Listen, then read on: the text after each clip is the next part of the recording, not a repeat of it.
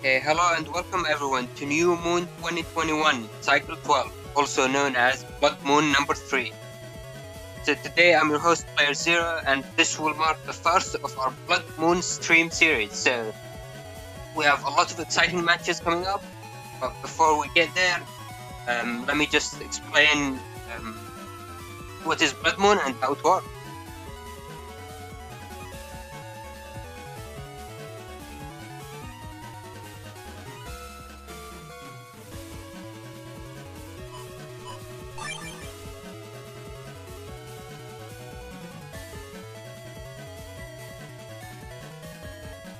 One second, sorry.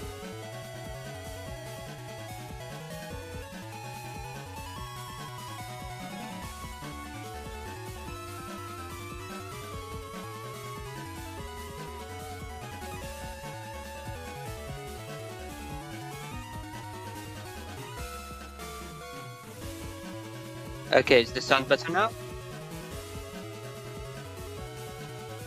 Okay, so basically New Moon is our weekly round-robin tournament series. It's a round-robin tournament, which means everyone plays each other, and it's also played throughout the week. What that means is that people don't have to worry about their availability, and we have public setup. So before each match, our casters will go through the setups, which will explain how the builds look. And after 3 weeks of New Moon, we have Blood Moon, which is where we are now. Basically, Blood Moon is the more competitive tournament where the winner will receive the special Moon Master. And without further ado, joining us on commentary today will be Neryth and Soul. Hello, guys. Hey guys, it's great to be here, and I can't wait to get some amazing sets today. Alright, time to get these battles started. I am excited to see what kind of bloodshed we'll get in the matches today. Alright, let's head into our first match for the day.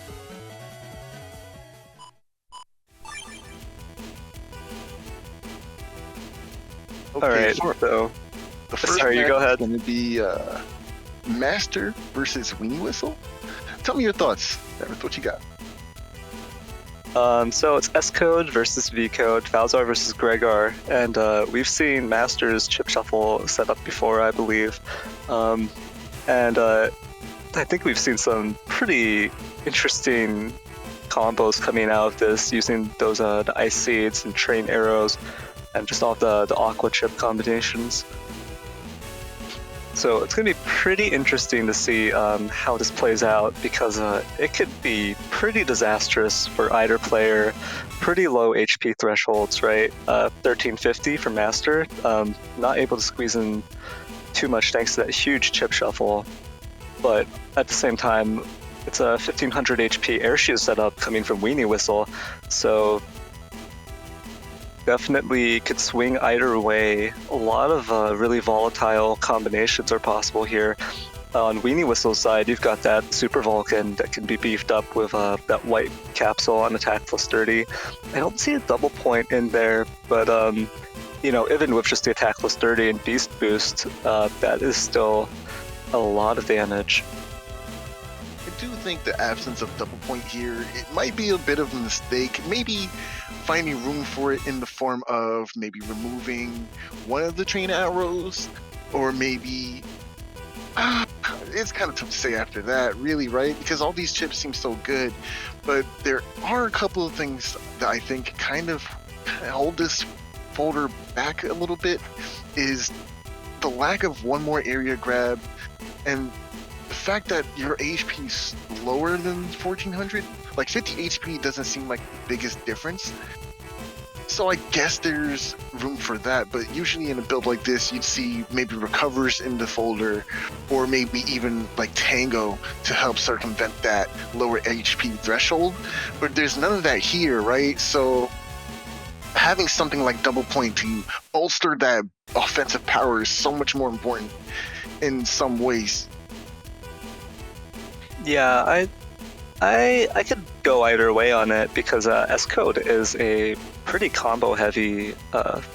There's a lot of combo potential in S code. The chips kind of blend together really well, and there's a lot of elemental coverage. There's a lot of things going on for it. So I could see it working even with a low HP like 1350 and this chip shuffle build, especially because it is basically a mono code here from Master, right? There's none of the elemental, or not elemental, but the splash, the defensive splash that you usually see like Life Aura and Sanctuary. And you see that on WeenieWhistle's side over there, Life Aura and Sanctuary both over there. Got that Kernel Force as well. The nice thing about S code is that Grab Banish is it's just waiting for you right there. It's in code, yeah.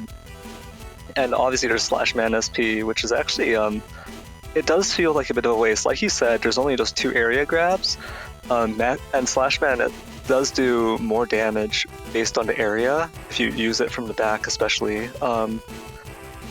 So probably not going to get maximum damage on the Slash Man, but that damage on Slash Man SP is very nice, especially with the extra area. I do have to say though, this folder is nothing to scoff at. The synergy with WeenieWhistle here is gonna be insane. We have the Bubble Stars for ×2, Twin Arrows, the Aqua Dragons, and even Ice Seed is in there for that combo potential because you will be able to freeze somebody with the Ice Chip and then follow up with something else right after that. It's gonna be pretty potent. So yeah, I do definitely see the ability to put out a lot of offensive pressure here, but it's gonna be contingent on you landing those strategies, right? You're gonna have to make sure you hit most of your marks because one with combo can mean the biggest difference in this match, especially when you're playing against a Greygar. Yeah, definitely. And one thing I do see here is there's this one wind rack on Master's side. And you can see 2 wind racks on WeenieWhistle's side. Obviously, WeenieWhistle's playing Greygar, so those 2 wind racks are in there just for that extra bit of flexibility against Life Aura, which Master doesn't have. But only having 1 wind rack here, it does mean if there's a critical situation and you're up against like Erase Beast, right, and you want to get that D-Cross, you're going to have to hit that wind rack. And if they manage to like step into you during your wind rack and dodge it, that's going to be an issue. So that's one possibility I foresee in this matchup right here. All right, the combatants are set, so let's see who will win in this net battle. You could get copyright stricken for that comment. Actually, I so stole that from Death Battle. That's, whew, oh boy. All right, so looking at Master's wonderful chip shuffle right there, you see gonna bring in this full cust and some defense here. Probably pop WeenieWhistle's rush with that invis right off the bat before going back into cust. Yeah, definitely one of the best ways to start off the match with getting rid of those pesky beat and or, you know. Oh, that's not what you want to see. That was perfectly lined up and everything. Gets the charge tackle for the troubles as well. But we at least do get the end of turn trigger for rush here, so it's not looking too bad. And of course, we do have shuffle here too, right? So Master's not really hurt on momentum. Oh, this is not a bad hand at all. We get our area back here and a +1 on area for ourselves. You know, I honestly wouldn't even mind the 2 area grabs if there was 1 more grab banish, right? Maybe even then. I mean, I think in a specific matchup, just having the 2 area grabs is okay. It's not bad because WeenieWhistle's only running 3. Last man will come out here from WeenieWhistle's side, but we're not going to see a cross change from WeenieWhistle, which will be a bit problematic. Oh, not when you have a Life Aura. Never mind. Don't charge tackle. Do not charge tackle that. Okay, very nice. You don't want to charge tackle into a Ice Cube because that will destroy your barrier.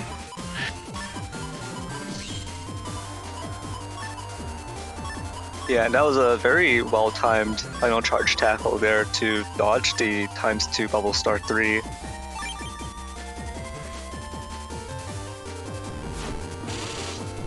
Okay, Windrak will get, confirm into double?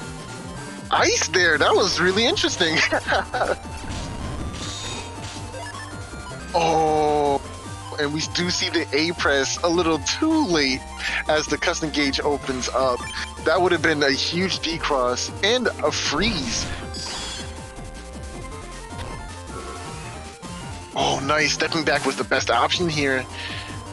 But these panels will come back to WeenieWhistle. Oh no! Oh, no. One more step! Ooh! Ooh! No. Okay, game 2. Yeah, Colonel Force closes that one out for WeenieWhistle. WeenieWhistle doing a really good job here, dodging a lot of these offensive options from Master. I think Master's gonna have to mix up the offensive pressure just a little bit. I do think it was really good that they were able to get into Alrysc and start putting on some pressure. But we do know that WeenieWhistle has 2 Elect Dragons in that folder, so maybe going into something like Alrysc so early isn't the play because we want to see at least one of those lightning chips and have some defense for the second, right? Ooh. This is not a good situation here. Charge Tackle is lightning elemented. And there's no way. Oh, well, no. There's no way, yeah. There's no way to really get a punish with Bamboo Sword from that range because Charge Tackle can go 3 spaces ahead. So you have to be in your back row to kind of even think about baiting them forward. Ooh, and this turn 2 Spout Cross again, gonna pop the anti-damage with Grab Banish here. Oh, and 2 hits with the charged Aqua Dragon. There's the damage potential we were just talking about. Ooh, Aqua Dragon is an Aqua Dragon true combo with that ice, thankfully.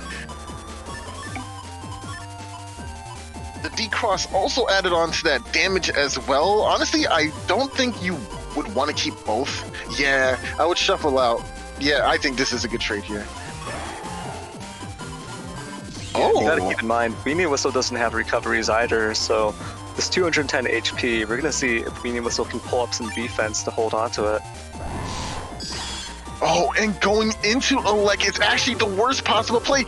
Oh, the accidental TFC Life Form will come up. But thankfully, Master does have Windrak in hand, and because of this Elec, the D-Cross will happen, and there it is. Nice! Yeah, we're really seeing the benefits of that elemental coverage in S-Code, really threatening a lot of WeenieWhistle's crosses at the same time. Honestly, WeenieWhistle wanted to go Elect there, and it's not a bad position to be in, especially since you think you have Life Aura, right?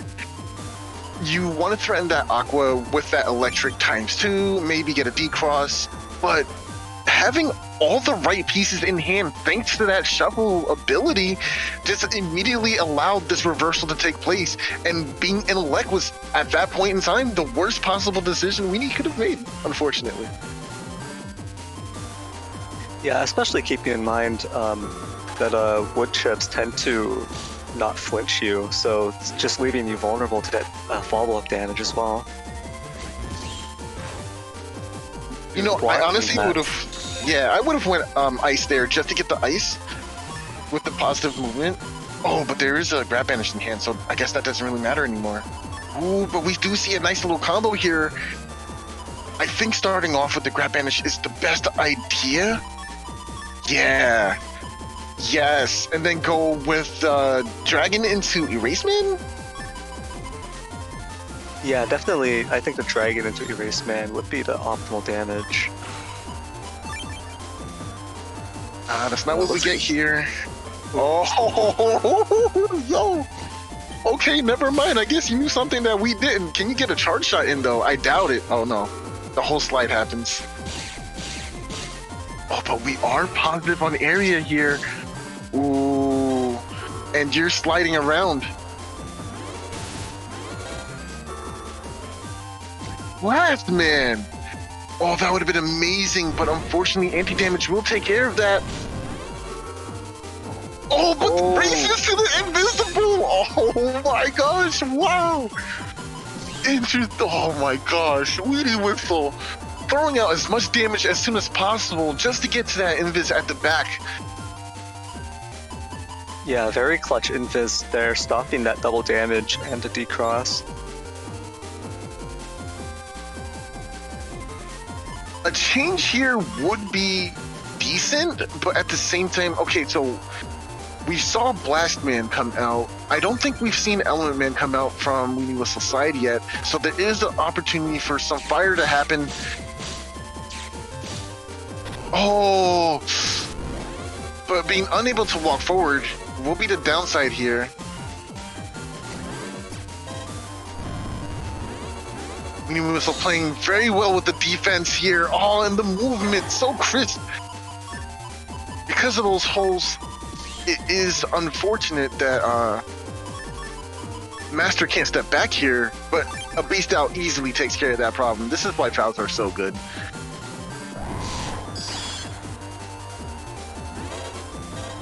A very smart cross change into a counter hit. Ooh, the damage here.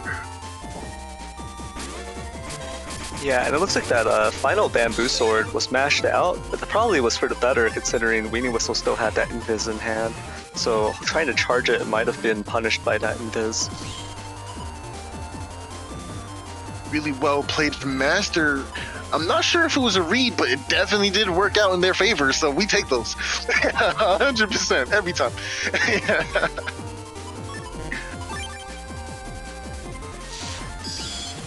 Oh, and the perfect change.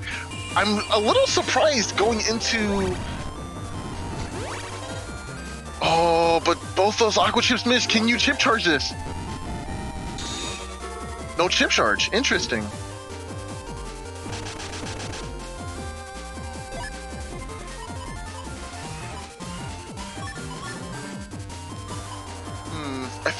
I think those attacks were rushed out a little too soon.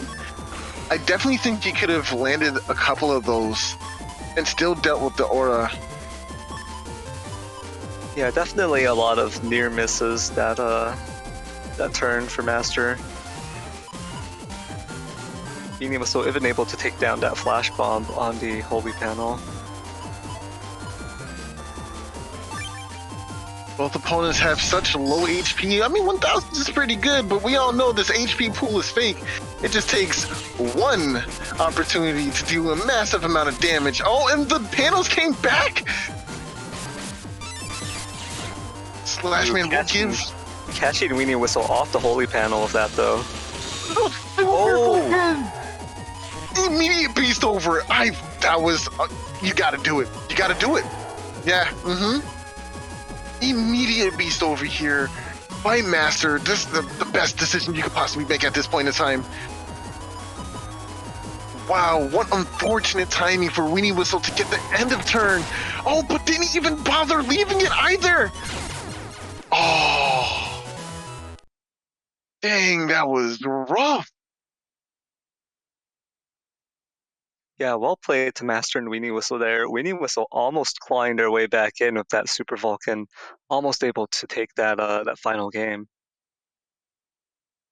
Yeah, that was extremely close by both players. Whew, a nail biter for sure.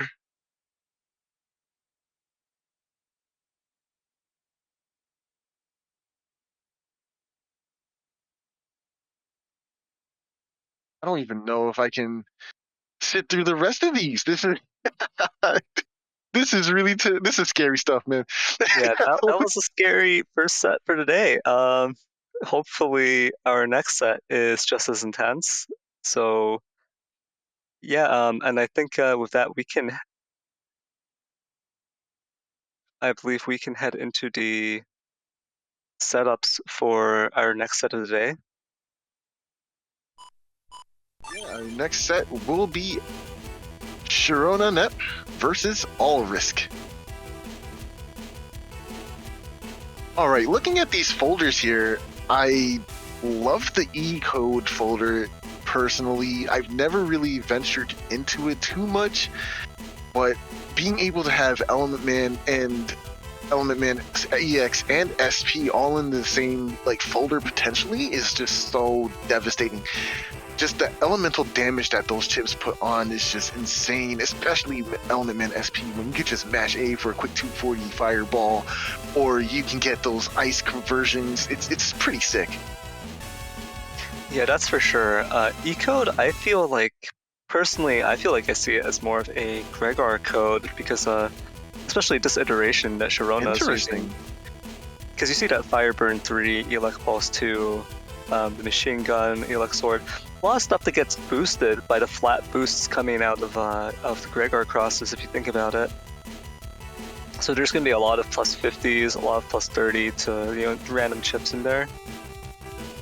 So if those, obviously you have to broadcast that, hey, I probably got a fire chip here that's going to be boosted when you go into heat cross, right? Not always the best idea, but and same goes for Elec Cross getting that flat boost, but still a lot of damage, and that Elec Pulse 2 being in code really helps pull people out of the flinching status. You know, I've got to say, Shirona's Navicus build is the most intriguing to me right now because of that awesome ability, anti-damage. It gives you a sort of win condition or defensive capability outside of your Beast Rush combos, or for when you're out of those Beast Rush combos, you can play the base man strategy and try to, like, deny your opponent their most powerful chips. Like, Kernel Force can kind of get completely walled by your bag B, if it's not uninstalled, of course. Yeah, definitely, and we're gonna see whether or not that that extra value from the anti-damage Navicus is gonna pay off for Shirona, because it's taking up space that could have gone to like Rush or Beat, for example, which Alrysc obviously has Rush on their side, so it's gonna be one less invis on Shirona's side. So not gonna have those Navicus pieces there. I do have to give a shout out to Nugget for this configuration, because if you look at it closely, it's very similar to his build originally, with the bottom left being the beat basically, and then you can kind of see where the flow juice went and where Rush would have gone. It's literally the perfect configuration for anti-damage there, and it's kind of genius. And we wouldn't have, I mean, I guess we would have it eventually, but it's all a blueprint based on Nugget's original design, and I think that's awesome. Yeah, definitely. And I don't think we've talked about Alrysc's setup yet, but that J-code is always something to be wary of. Yes. Because you got that Dest Pulse PA in there. You got the Pulse Rack combos, so Elec Pulse 2, pulling people in, and then using your Wind Rack right afterwards as a follow-up. And then Alrysc actually running Justice 1 as well, so gonna get that very flashy chip. I would love to see one more Elec Pulse coming in, maybe alongside a Judgment SP for some extra damage potential, maybe to combo off with those Mag Coils as well. But we do have the rest of the combo pieces for that PA, of course, and we do have some amazing setups with the Justice 1 there. Elec Pulse into Justice 1 off of, even better, you can go into Bamboo Lance, then use the Elec Pulse into, it's just so much that you can do with this build. It's kind of ridiculous. Yeah, it is a sensor slide setup here.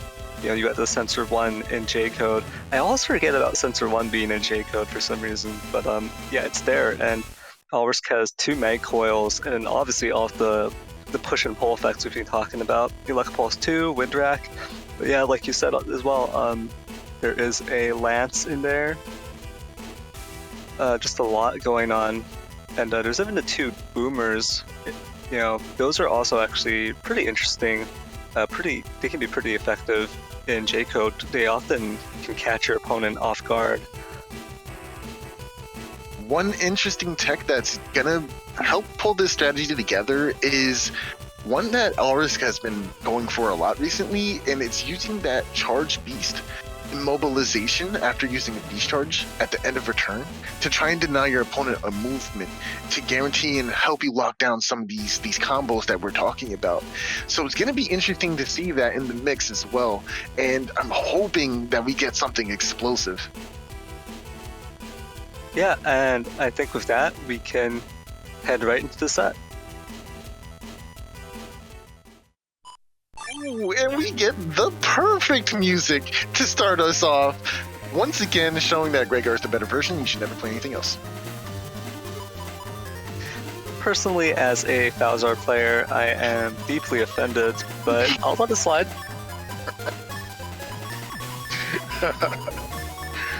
Oh man, product placement. Yeah, every time, Saul, every time. Ooh, well, we gotta support our sponsors. Alright, what do you need? What else is there? Ooh, all right. EasyA from Alrysc here. Ooh!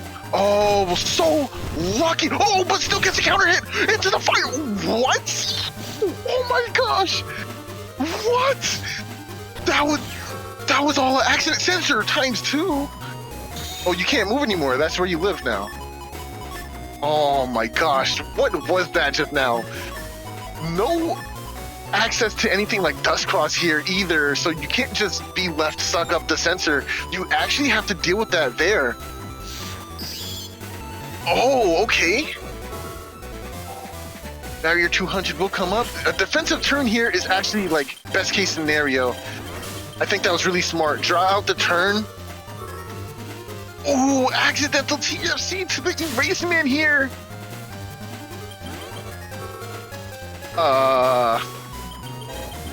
Why did he get paralyzed? What just happened? Yeah, that was weird. Oh, the Mac Coil. The Mac Coil is still in effect, so maybe you're not powered. Right. Holy crap. Okay, so Mac Coil still applies even if you're not moving, huh? That's the only explanation.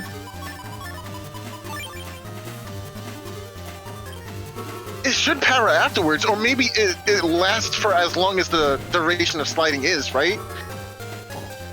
Oh wow, that's so interesting. I've never seen that before. Ooh! And the Misjudged Man. That was a beautiful turn.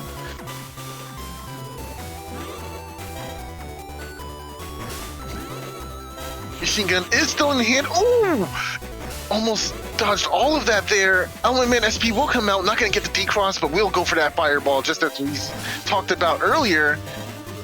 Life lead still in favor here. And there's the anti-damage.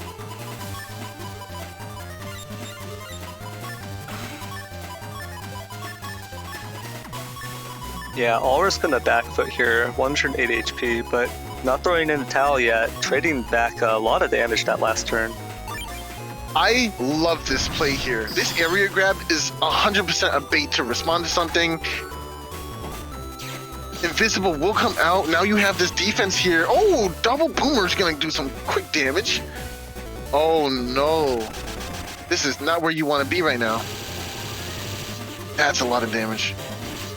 Okay, chip charge. Get the follow-up.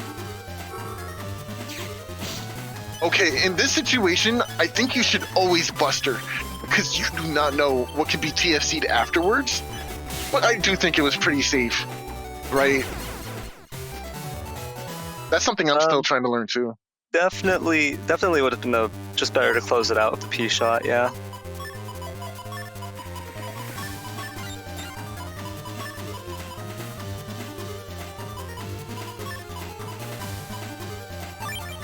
Right, an awesome turn here. Gonna use this Life Aura and immediately dispose of Rush. Waiting for some TFC perhaps. That was actually pretty smart too. To get some extra value out of the Life Aura, but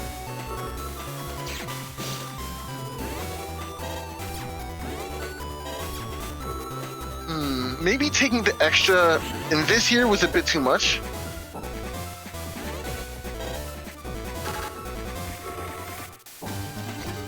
Do you have time to buster down that sensor? No.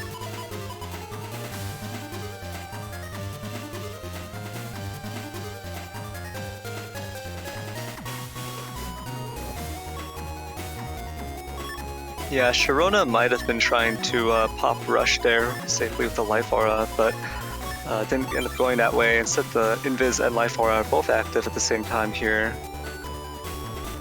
Wait, I think your rush was already baited. Was it used earlier? Yeah, there was 2 invises in this hand. That is a pretty early double invis, especially without being able to protect any crosses or anything like that. It's pretty interesting. Not sure if I agree either, but we are able to get rid of the sensor here, which is pretty good. Oh, nice. Erase Man, anti-navi, very nice. Oh no, that's not what you wanted. Oh, okay, no, you're still fine, Nice, and now there's cracked panels here. WeenieWhistle has no access to any shoes at all, actually. So this might actually be tough. Oh, excuse me, Alrysc. I said WeenieWhistle, shaking my head.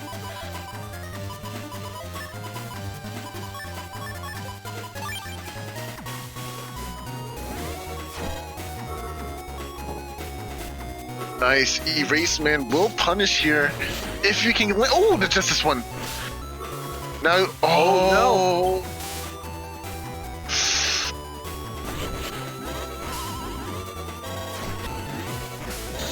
Oh, that's really bad. Yeah, nothing connecting for Shirona here this turn. Oh, that's right. Shirona has float shoes here, so not breaking any panels when walking is really good.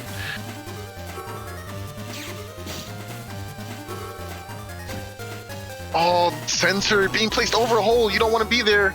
Now you're kind of trapped in this situation where you don't want to move. Okay, using the barrier to buffer some of that damage. That was pretty smart. Oh, actually, that was really smart because now after that one beam, it doesn't stick around like it does in Battle Neryth 3.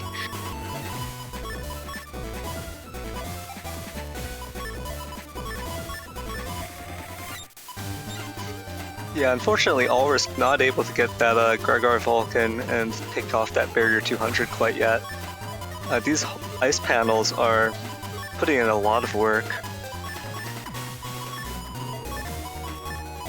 I actually kind of like the usages of Charge Cross over here. The only thing I can't see it getting so much value out of is the ability to get more chips over time.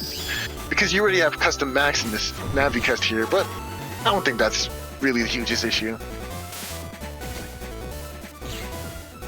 Judgment coming out, gonna take back some of these panels, but that doesn't stop the first soldier. Oh, this is what happens when you pay your wages.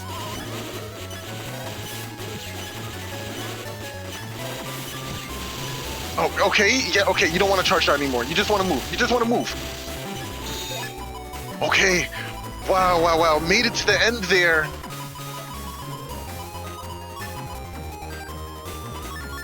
Yeah, but I don't think Shirona doesn't have access to a Beast Over. This is just a Beast Out.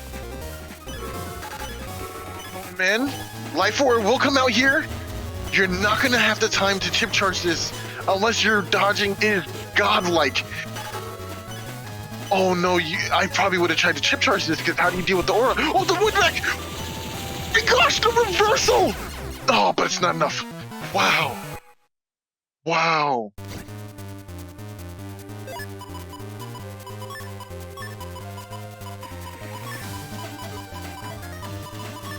I'm speechless. I'm actually speechless right now. That was only 100 HP difference. Like that was just a few buster shots away. Yeah, Shirona maybe getting a little bit impatient there, not making use of the erase tails to take down that defense first. That might have made a difference. But it's so tough, right? Because how do you... it's such a mind game at this point, because now I need to maintain this area that I do have and protect my 1 HP while charging in neutral against a beast out opponent. Oh no, I don't. That's tough. That's really tough. That was a. But they even made it out. That's what's even more impressive, right? Is that they were able to lock down and use that kernel force in that situation regardless. But it all comes down to that one moment. Anti-damage saved your life. Yeah, Alrysc's own kernel force was very sneaky as well. The way it popped up there, it's because Shirona actually did have an invis in hand as they got hit by kernel force, so not able to react with just how sneaky that kernel force was. And ooh, these ice panels saving Shirona from the sensor.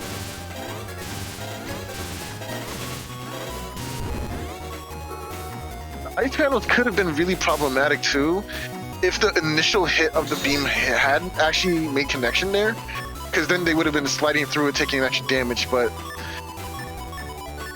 yeah, that was tough.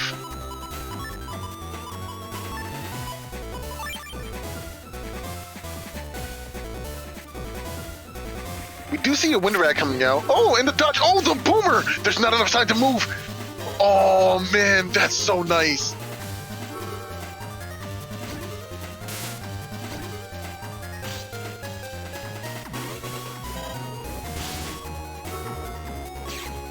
You never want to be in this kind of position, because now we can easily move around these. And the Justice one connects max damage in the center, and just enough time to squeeze in a buster charge shot at the end there too. Yeah, That's very disgusting. smooth movement from Alrysc right there, even dodging every hit of that of the machine gun. And Shirona honestly got a little bit greedy there, trying to get out the way of that boomer. That could have been a very nasty multi-hit. Absolutely. Ooh. We do see the last minute scramble. Hiding in the center won't help you here because of the... Oh, but you were saved by the perma holes. Oh my gosh, what a match.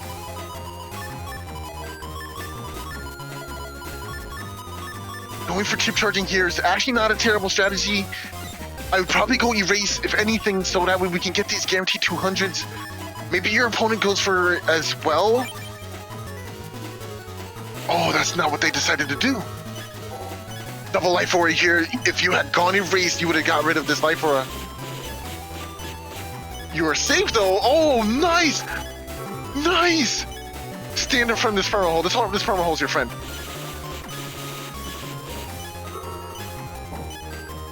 Oh my gosh, this is too much. This is too much pressure. Windrak will deal with the life aura, but it's a little risky thanks to these ice panels on the field.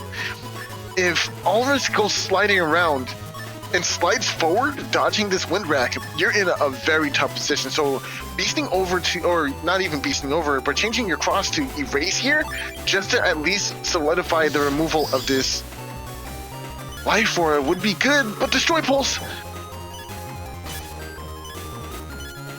Nice! Oh man, he wants to get that corner shot. Oh, the anti-navi. 1 HP left. Is there another chip? Oh, jeez. Wow, What a well match. played. Well played to Shirona and Alrysc there. Some very nice movement on both their sides, really.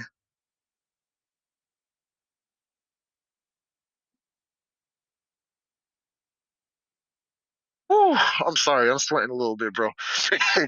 Yo, I'm a little peaked right now, bro. This is amazing so far. You see, Yeah, Blood Moon ain't no another joke. crazy set. Yeah, definitely. That was just another crazy set. The second one of the day, and still totally insane. So, and Yo, these players are just getting better and better each tournament, man. It's crazy. yeah, it's really interesting seeing their improvement over time. All right, well played to both players, but it is time to move on. move on down the line. So let's go ahead and get the next matchup, which will be EasyA versus playerzero.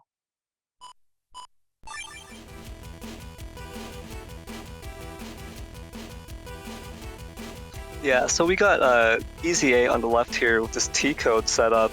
I'm a big fan of these Navi chips being run: Stoutman SP, Tomahawk SP, Tengu SP, and Blastman SP. That's a lot of elemental coverage. That's a lot of threat there, and those are all heavy hitters. Of course, at the expense of your chip selection. You know, you're not going to be able to use a lot of those in the same turn. Both of them being a mixture of A, B, and T code. What I really like about this folder right now is that tagged Air Spin 3 with the Tornado, one of the fan favorite air spin combos right in this match here for today. We're going to get to see it, potentially. Yeah, definitely. And it's got those, it's got that attack plus 30 in that folder as well. So that could also go into the Super Vulcan. And this is a Delta Ray instead of a Kernel Force setup. So EasyA definitely bringing out the Proto Man here. I do have to bring up that it is interesting to have attack plus 30. Maybe you could have used a double point, but not absolutely necessary, right? Attack plus 30 can go on either the Super Vulcan, or it can fuel the Air Spin Tornado combo, or it can even fuel the Wood Dragon Air Tornado combo, which is an option here for some really nice cheeky damage on top of a grass panel, since Tornado does double damage on the grass panels. But you have options. If you do use your attack plus 30 on the Tornado or on the Air Spin, you do always have available to Beast Out, which will give Super Vulcan the plus 30 anyway. So there's a bit of flexibility in how you go about this match, and that's what you really want from your draws, especially as a Gregor player. You want that flexibility in the folder that goes alongside those resources that you do have in your Beast Out and crosses. Yeah, definitely. And on the opposite side, we have playerzero set up, which is this looks like 1800 HP, and that looks like a Buster Bug right there. That sure is Buster Bug. Okay. Peasy is the luckiest man alive. Like, that's all I know, yo. Like, you have Custom Bug. Okay, is this Custom Bug level 1? It is level 1, right? I believe it is. Yeah, so it's only bugged. Yeah, it's level 1. So on turn 4 is when you start to lose your chips. 1 chip every turn after turn 4. So it's not terrible because you do have Dust Cross and you can Dust Dig for your resources and such. Especially since you're going to want to get to that bug fix as soon as possible. So there is playability in that, and 4 turns is a long time, especially if you maintain Dust for that amount of turns or those amount of turns. So it's actually pretty ideal, unless playerzero just turn 1 draws bug fix every game, which is a very huge possibility.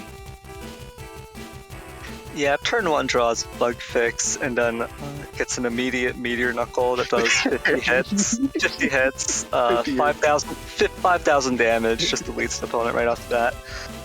I mean, it's playerzero. Like, is that not expected at this point? What are we talking about? Like, yeah, very interesting setup from playerzero as well. And this is to be expected from playerzero at this point. But that Neo variable as well encoded with that Meteor Knuckle, so you're gonna have a very lethal turn. When right before that Meteor Knuckle, you're gonna see the tell of that Neo variable most likely. And it's a pretty reliable way to pop an anti-damage or to take down the Life Aura right before the Meteor Knuckle. So I do like the methodology that playerzero is going with here, only having the reg static for extra hate against like a turn 1 erase, because erase is going to be, or cursor chips in general, are going to be very problematic for Peasy to deal with. So having static and taking in hand, ready for that opportunity to just throw them out there, is really good, and will help deal with that hole or that possible fracture to his build, right? The 5 area grabs are trademarked for Player Zero at this point because he loves the Tengu Lock, and that's like the Tengu Lock, charge shot. He goes for that every time if possible. But yeah, it looks really strong. Yeah, and definitely the static being ragged does mean that Player Zero is always going to have that static option available before the bug fix, right? So you're not going to end up with that dinky tornado area. It's always going to be that static. Yep.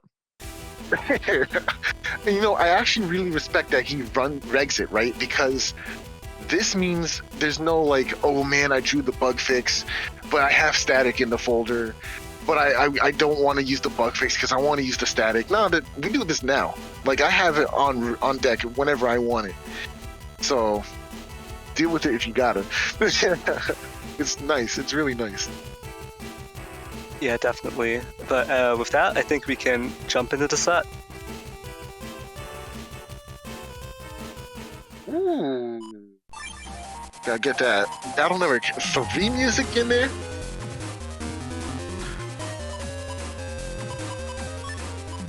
Ooh, and EasyA has a pretty solid turn 1 here available to them. This Erase Man with the static wheel or Blast Man SP as well could be used on top of these grass panels. Quickly clear them out of the way. Going for the early Erase Man is really tricky here, right? It's PC we're talking about. They're gonna have defenses available to him at like a moment's notice. It's so scary. But is he even gonna go turn 1 Dust, right? It's such a mind game. In my opinion, right? Dust turn 1 is always the right play, but because it's always the right play, that's why you would want to go for that. And there you go, right there. Dust turn 1 barrier 200, denying the possibility of Erase Man immediately. Yeah, throwing something away to beat as well. Player Zero's just got this solid turn 1. Double damage off of that charge shot too.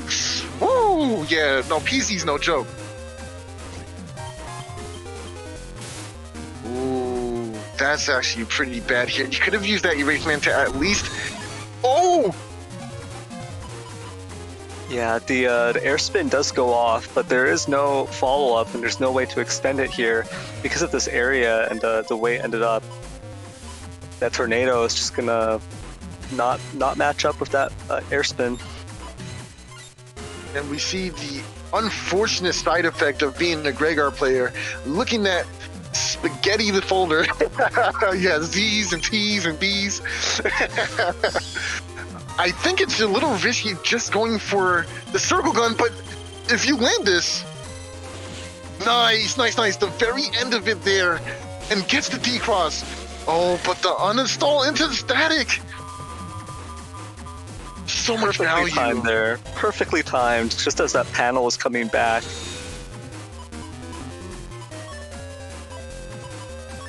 Yeah, I think you grab revenge into double recovery here. Maybe not even lead with it. Yeah, I agree with this. I agree with this decision making here. Really smart sequencing here. Maybe you want the revenge before the recovers? Maybe? Oh, that's not what you want. Okay, nice. It's invisible, which means you still get the area back.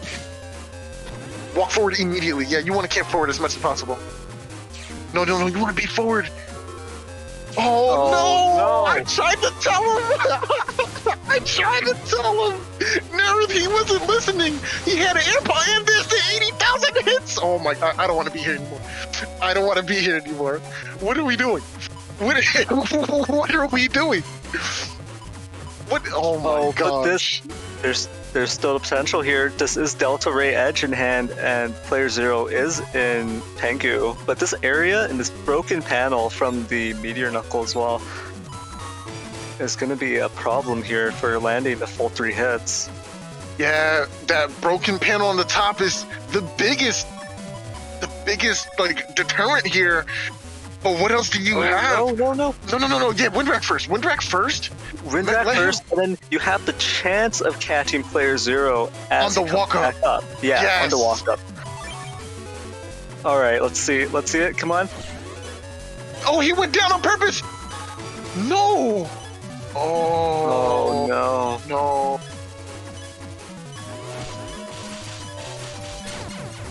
Wow. Wow, Player a zero. brutal finish right there, using a Buster Bug. He's like, yeah, you know, you're in this panel area configuration. I get a wind rack. I could charge again, or I could just end the game now. Beep, beep, beep, beep, beep, beep, beep, beep. Oh my gosh, that was some max hits on that meteor knuckle, by the way. That was absolute devastation.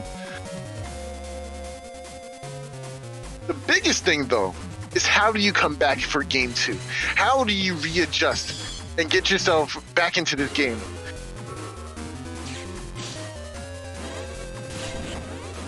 Nice! Oh. Using the shield. Oh, but the decross. Oh, no, not the decross, the uninstall static. It's just so good and very hard to play against.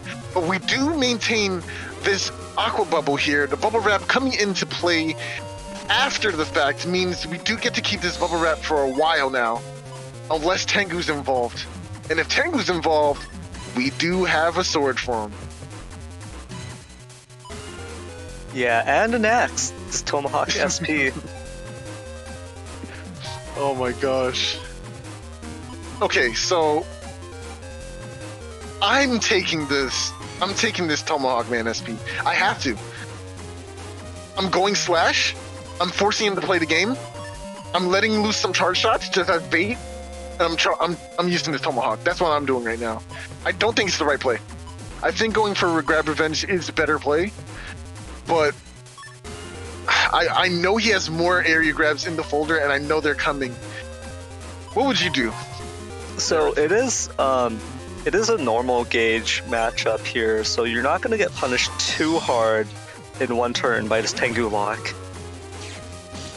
So yeah, waiting for these extra area grabs to come down, and then using the grab revenge in a turn afterwards. Oh, and the dodge. What a... Oh no, don't come forward. Don't come forward. Nice. Alright. Yeah, no, this is it. This is the exact moment you want to use this. What's more important, right? The area is more important.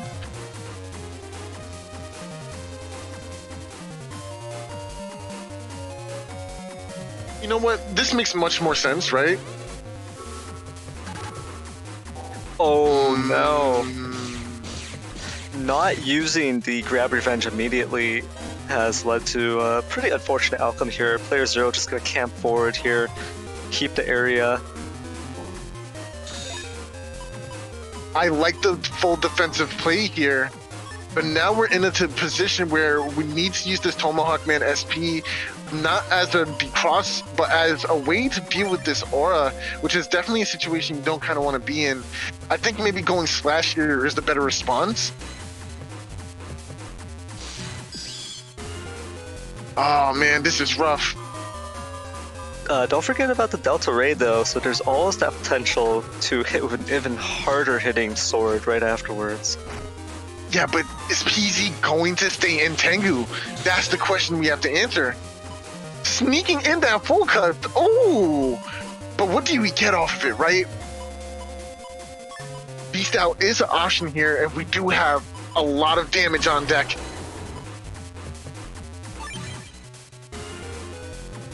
Yeah, this could be an 800 damage Super Vulcan right here. Oh, but you have to chip charge. You have to chip charge, get the decross, and then wait. But again, it's normal gauge. Not going for it is a downfall. Meteor Knuckle. Oh! Not going for it immediately was the right answer. Oh wow, Player 0 getting punished here for fishing for these bug buster procs. Nice, amazing. And looks like I was definitely wrong. This is how you play against this matchup. Man, that was so smart. EasyA waiting for the punish, waiting for the Meteor Knuckle to respond with this this anti-damage, it was just perfect. Really smart play here from EasyA.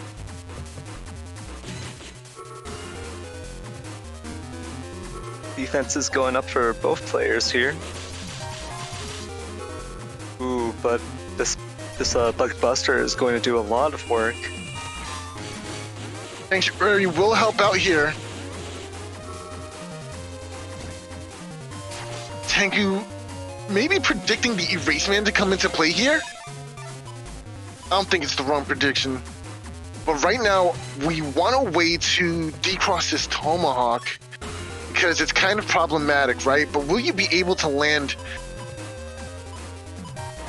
a chip charge, right? The only things you have available to you to chip charge away is the Recover 200 and this White Capsule. So going heat is kind of even, it's not even necessary. You kind of just stick it out with what you have already, I think. All right. You put the threat on the table. Player 0 doesn't necessarily know that you don't have that many charging options this turn, so... Ooh. Oh, the accidental TFC. Just gonna go for damage here instead. Did we get the... Not able to land that to get rid of the Sanctuary panels. EasyA kind of rushing the gun here, not needing to mash all the chips out on Invis, but... Yeah, there was a window to use that circle gun to get rid of that trap. Oh. Because no, this is damage. Was gonna time out. This is big damage. We got Tomahawk with grass panels and a Blast Man. Okay, but we need a way to deal with.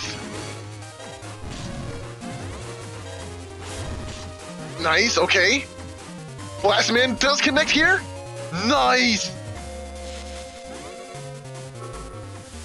And Erase Man follow up.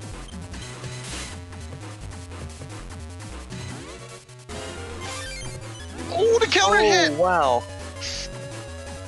That was on purpose. There was no accident here. That was well timed by PZ. Going for the counter hit to deny this charge shot from coming out. Really good mashing here, too.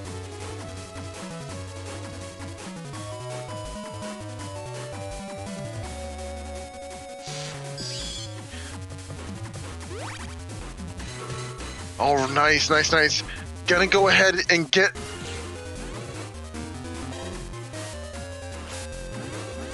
Oh, a whiffed input from player 0 right there.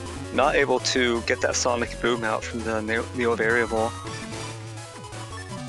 Are we gonna throw away the Delta Ray? Oh, looks like we are gonna go for something a little bit spicier. Oh, baby, a triple! Very nice. Excellent, excellent gameplay from EasyA. Goes for the Beyblade combo and is rewarded. Yeah, and what a risky Beyblade combo it was, with player 0 actually in Dust Cross, but not ready to respond to it, not ready for that back B to deny it. It stopped so suddenly, and the moment it stops, your brain has to recognize it's moving, it's stopping, and it's about to attack, all in one fell motion. It's too much. Yeah, that white capsule attached to it really sealed the deal, stopped player 0 from being able to react to it after it started. Yeah, that was really tough. I don't even know if I could have reacted.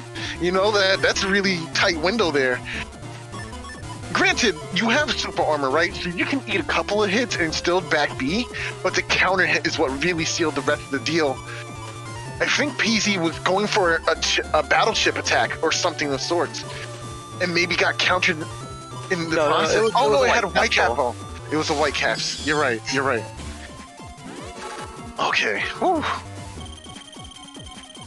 Ooh, right off the bat, circle gun coming and swinging, doesn't connect. Player 0 throwing up defense and getting this +1 area. Ooh! That is such a great chip, man. 160 damage on a white wind chip is just so much value. Oh, man. Excellent spacing here by PZ2. Gonna go for this rush here where it's safe and where the opponent can't touch you.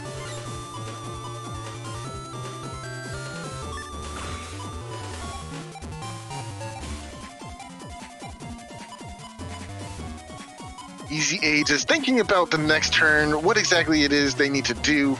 I do like the idea of going for a quick recovery and retreating the turn. It's actually not bad. Gets you to the next turn to start putting out options. I don't like the idea of crossing first when doing it though, because then you put yourself in a position to get countered.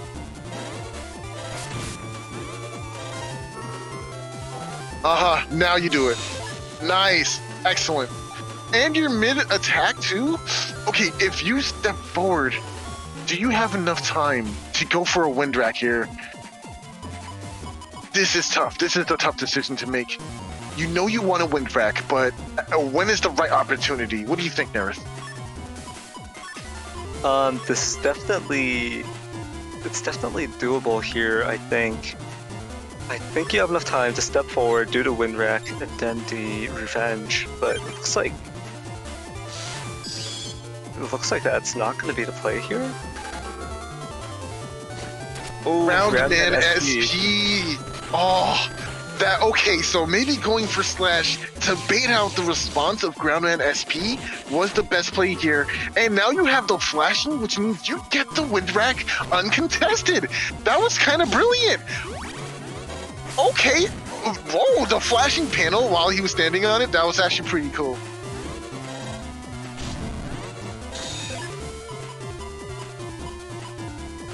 Oh, he's standing on the back panels. Aquaman will do a freeze here, but no full cuts to back it up, so it means he'll be the only chip you're going in for the turn, so maybe not the most ideal position to be in. Taking Heat Dragon to cover a Tomahawk change here as well, really smart.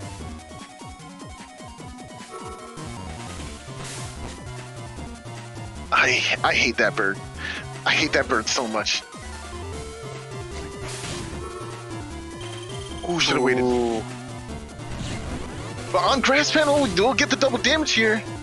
Oh, and the double damage from the Tengu Man SP! The Glap is slowly closing here. Oh, not the dodge. Oh, the Wood Dragon! Beast out, we'll save you here. Or a cross change, of course, and walking forward. But I believe PC will cross cancel here as well, just so they can get the movement back. Yeah, I'm actually not 100% sure if there's enough time to buffer a movement forward here. It might just be barely enough here because that Wood Dragon hasn't actually changed at a second panel yet. Yeah, you have to change. You have to change forms. Yeah, and then walk forward, and you should be okay. Nice. Ooh, just barely. Good defensive response. Gonna only take 120 for the troubles. Ooh, and that was white capsuled. Just to take some time away. Double anti-damage coming up here.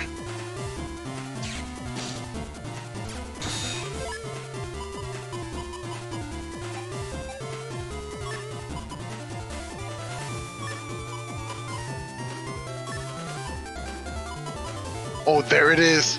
Oh my goodness. Are we gonna see a run back with the tornado? Ooh, and this would be a perfect turn for it as well with the Erase Man to get rid of this Dust Cross. Yeah, you can't... Oh, this is a tough decision. You can't take all 6 chips, right? Oh, wait, hold on a second. Yeah, you can't take all 6.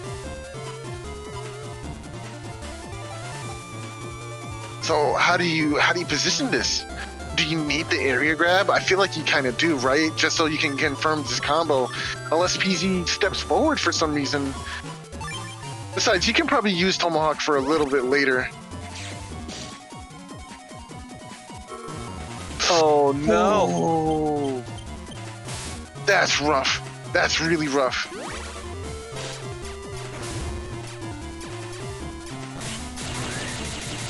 But it still catches him anyway with the charge shot. Oh, no charge shot at the end. But you're in perfect position for a Delta Ray response. Do you do it? Do you do it? Yo, lock it in. Lock it in. Let me see it. Let me see it. Lock it in, EasyA. Delta Ray this man to sleep. Yeah, you know your opponent is going to want to cross out of this, and Tengu is one of the crosses up on the table. No, he didn't do it. Okay, we're gonna see Tengu. It's gonna happen. Oh, it wasn't. He knew better. He knew better. Tomahawk would. Okay, so Tomahawk was still gonna cover the Tengu anyway, right? So I think that was perfect. You want to get this decross here? Oh, PC, nerves of steel. I'm camping this corner, and I am going to like it. There's no reason to step down or up or anything. Wow. And experience just showing itself in this match. You know, that's one thing a lot of people like to do against Gregar is try and move around and dodge and all kinds of things. But that's literally how you get crossed up in the first place, and you end up taking extra charge shots that you might not have already been lined up for. Yeah, and now that player 0 is up in this corner here, we're going to see whether or not they move out and actually allow the potential for a Delta Ray edge. Ooh, and Meteor Knuckle getting blocked by the anti-damage here, but it does break all these panels anyways. Oh, nice! Quick movement, able to avoid the erase man. What's the follow-up piece he had? I don't think they were. Oh, it's Neryth! It went for the X and landed the sweet spot! Oh, tried to follow up with Judgment as well, but does get the whiff here. Still gonna get a nice book damage though.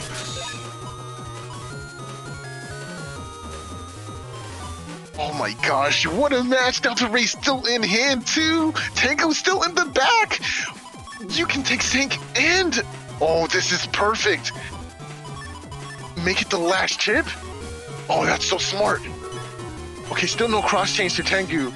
PC knows, he's aware. Oh, but you do give your opponent access. Element Man! We'll steal away this Tomahawk here! Nice. That's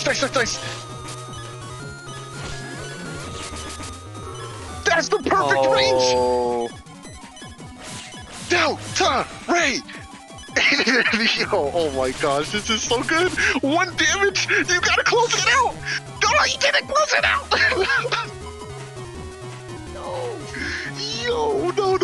No!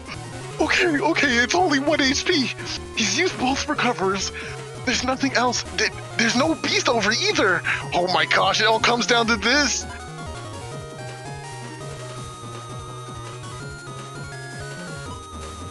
Okay, Last Man would be a way to just close out the game, but you do line yourself up for a TFC. But what does PC have to TFC with? Anything PC has to TFC with won't kill. So Blastman here isn't the worst idea because then you'll be flashing and you can go for a buster. I think Blastman's the play. Oh, he doesn't go for the butt. Okay. No. Oh, the bubble star comes back. Oh my gosh.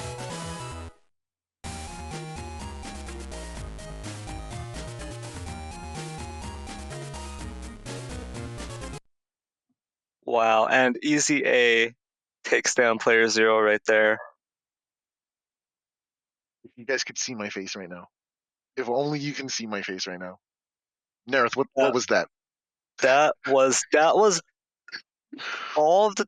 So player 0 got caught sleeping there. He got caught taking a nap, and that Delta Ray edge, that perfect position for it. Not only the perfect position, but player 0 could have stepped forward to take it on the holy panel, and that would have kept player 0 in the game right there. That probably would have been the game. Losing that damage, getting it halved, would have kept player 0 in there, but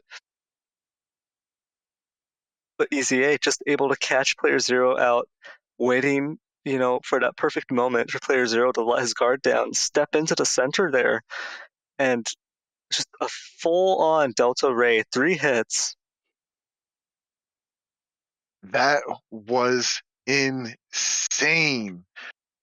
Oh my gosh, what a match that was. This is game 3. We still have more rounds. Oh man. Oh man. Whew. I don't even. Yeah. I can't even. Man, I don't know. So EasyA still had a lot of resources available to them by the end of that match. Still had a lot of offensive options left.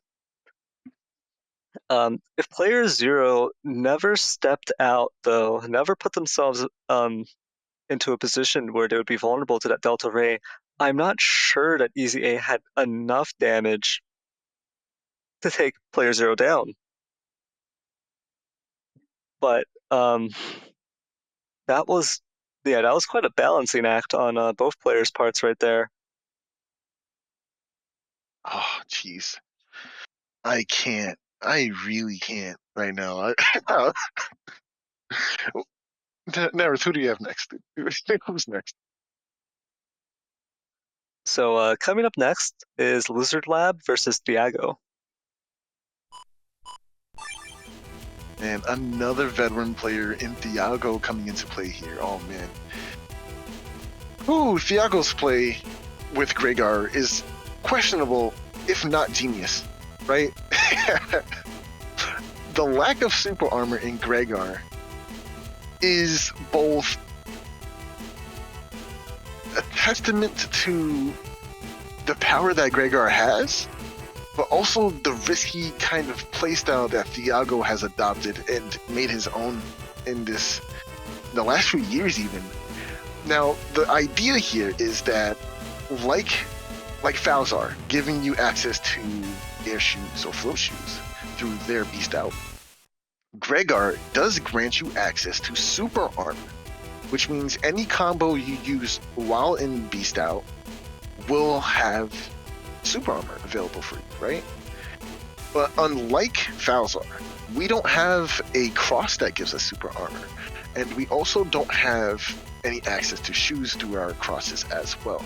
So it really is on the back of the beast out whether or not missing super armor is relevant in terms of the match, right? What are your thoughts on that? So I think not having super... So Thiago, does skip out on the super armor while playing Gregar, and you've outlined the logic there, which is, you get super armor from your beast out turns. And I do think there's a window to punish Thiago for this, because it's an Air Shoes 1500 HP Gregar setup. But if you get uninstalled, if you lose your shoes, you're not gonna have super armor either on those turns. That's just a beatdown waiting to happen, right? Yeah, absolutely. Now the thing is, that for some reason that rarely happens to Thiago. I feel like usually Thiago can pull off this no super armor build, so it's going to be up to their opponent to try and figure out how to deal with this. There is this extra space in there as a result, but on the opposite side we have lizardlab's J code, pretty typical J code coming out of Gregar, and this is pretty interesting. Yeah, I do like this J code. This is the kind of J code I would personally be trying to aim for. We have the 3 Elect Pulse 2s. We have 3 Windrack in here for some pulse combos. I may opt to drop Elect Pulse 1 and probably run something similar to maybe a bamboo lance, and maybe a golden 3 area grab and play something along the sides of fire burner or something like that, just for that ability to decross something like Tomahawk, for instance. Maybe just some variety in terms of elemental coverage, right? But again, this is a Gregar build, so we do have access to those amazing crosses for our elemental coverage. Yeah, definitely can supplement your elemental coverage in your folder using those crosses. And this is a Tango Navicust coming out of lizardlab, so that's not something you see every day. Tango pretty underused as a Navicust just because of the combination of things it gives. And the fact that it can kind of sabotage yourself if you already have like a life aura up. If circumstances permit, it's possible to lose your existing defense, your existing barrier 200 or whatnot to your own tango, which will replace it with a shield with a barrier 100.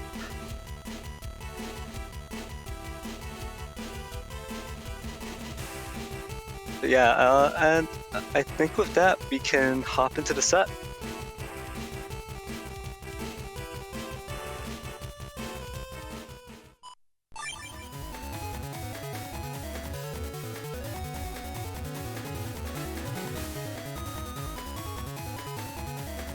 Yeah, so Thiago on the right here is running very heavy Gundel Soul cheese setup. So it is double slow gauge, double Geddon, triple Gundel Soul 3.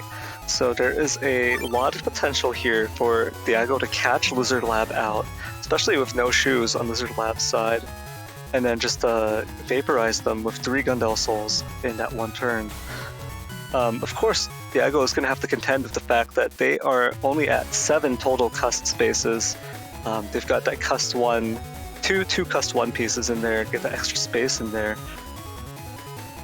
So it's going to be hard to get all of those chips in your hand, especially as Gregar, right? You don't have the Dust Cross that you can lean on as Falzar. Area grab coming down for Lizardlab, followed by a double Life Aura turn. Both players dropping Life Aura, but Lizardlab has to answer to Life Aura. So Windrack takes care of it. Thiago gets the area back with Judgeman, but doesn't look like they have a way to force... Ooh, yeah, no, there's the area grab. Gonna make them safe from this slash lock. Lizardlab takes that one hit there on the return. And there's an end of turn Geddon, so Thiago might have those Gundel Souls already available. Yeah, and this is what's going to make the Sanctuary even more powerful here, because Thiago was hoping to go for some kind of follow-up here, but now that Sanctuary is here, we'll be able to move around, be able to avoid all that. Yeah, and I think even the ideal setup would be to Sanctuary first. Just drop that Sanctuary. Don't just forget about this Invis, because chances are there is a Gundel Soul follow-up right here, and that will strip your Invis. So, ooh, and yeah, there's Beast.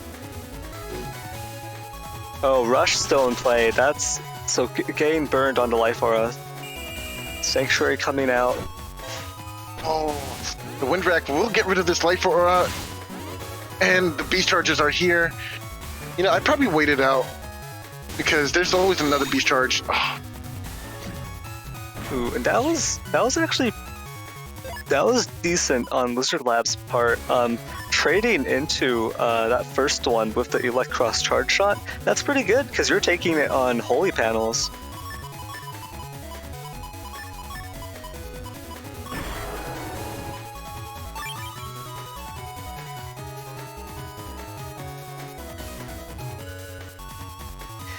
And the interesting thing here is that we don't know how many Gundel Souls might have been burned there, converted into Erased Tails, but probably a maximum of 2 were actually used as chip charge right there.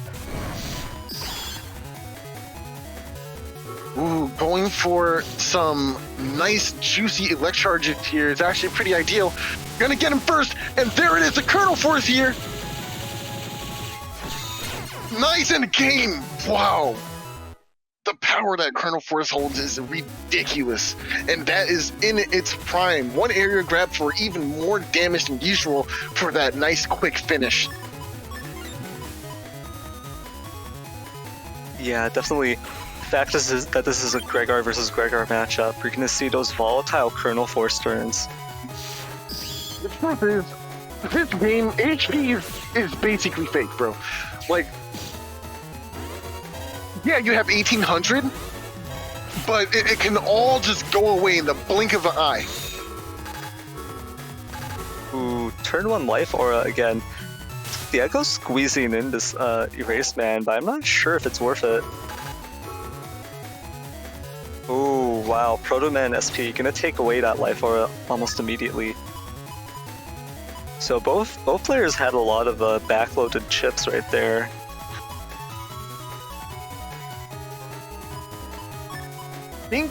Okay. Is Lifer not in play? Did he just win back him? Thiago popped Lizard Lab's Life Aura using a Protoman SP, so... Oh, okay.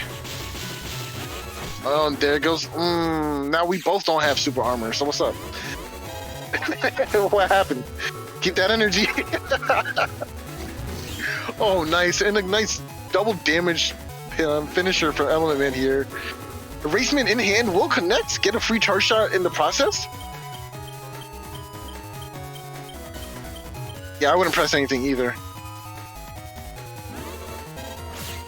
Nice. Gets the charge shot in. Does give the opponent a sanctuary panel, potentially. No, I don't like that right there. That was... I feel like that's a little bit too dangerous. I would have liked to gamble on Thiago going for a get and play on the next turn, just because a Gundel Soul, 2 Gundel Souls at this point, is going to finish the game off. That is 100% lethal.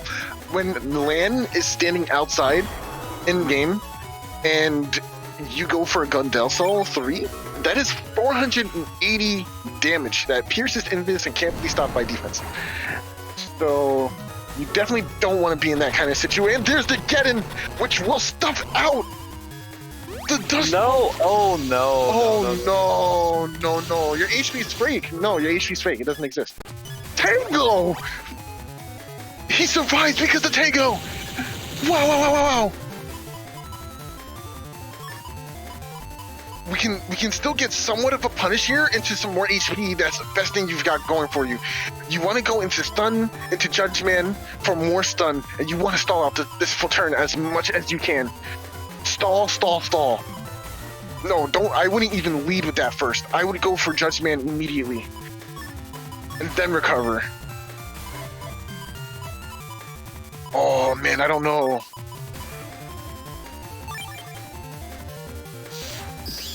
Oh boy. Oh boy. Okay. You have to chip charge. You have to chip charge? No, I don't agree. Okay. Oh no. Oh no. Yikes. Yeah, that slow gauge right there was perfect for Thiago to squeeze out that one erase tail, take down Lizard Lab's anti-damage, and as well as doing that good chunk of damage.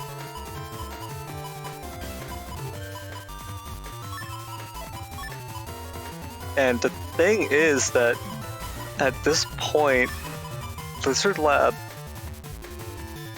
wants to go for this Kernel Force, this defense into Kernel Force turn, try to finish Thiago off on this turn when the panels come back.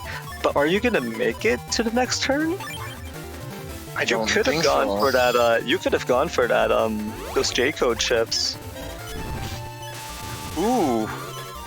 Very good discipline from Thea, not moving. Oh, but there is a Kernel Force. Oh no, why did you step forward? No, why did you press buttons? No, what are we doing? No! Judgment. The Buster could come out before it even responds. Oh no, it didn't! Get out of there, get out of there. Get out of there, move. Yep.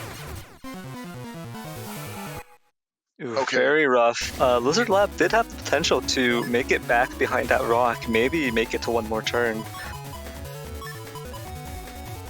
So that's why Thiago didn't move, right? You're challenging the movement to the rock. If you move, it becomes a mind game, right? And you don't want that time to just get eaten up, right? So Thiago just aiming gun in the center was the most optimal play.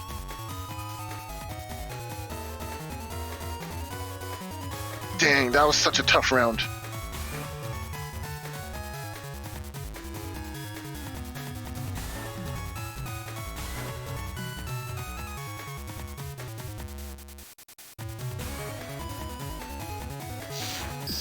That is also something that has to be brought up time and time again is, ooh, the movement there? How did you even dodge that erase laser? That was godlike.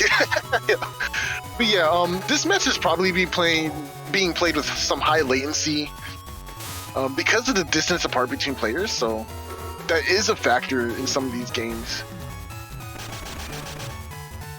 But I can't give that too much credit, right? Because Thiago's won multiple tournaments. Well, he's won a few tournaments, and he's topped in multiple.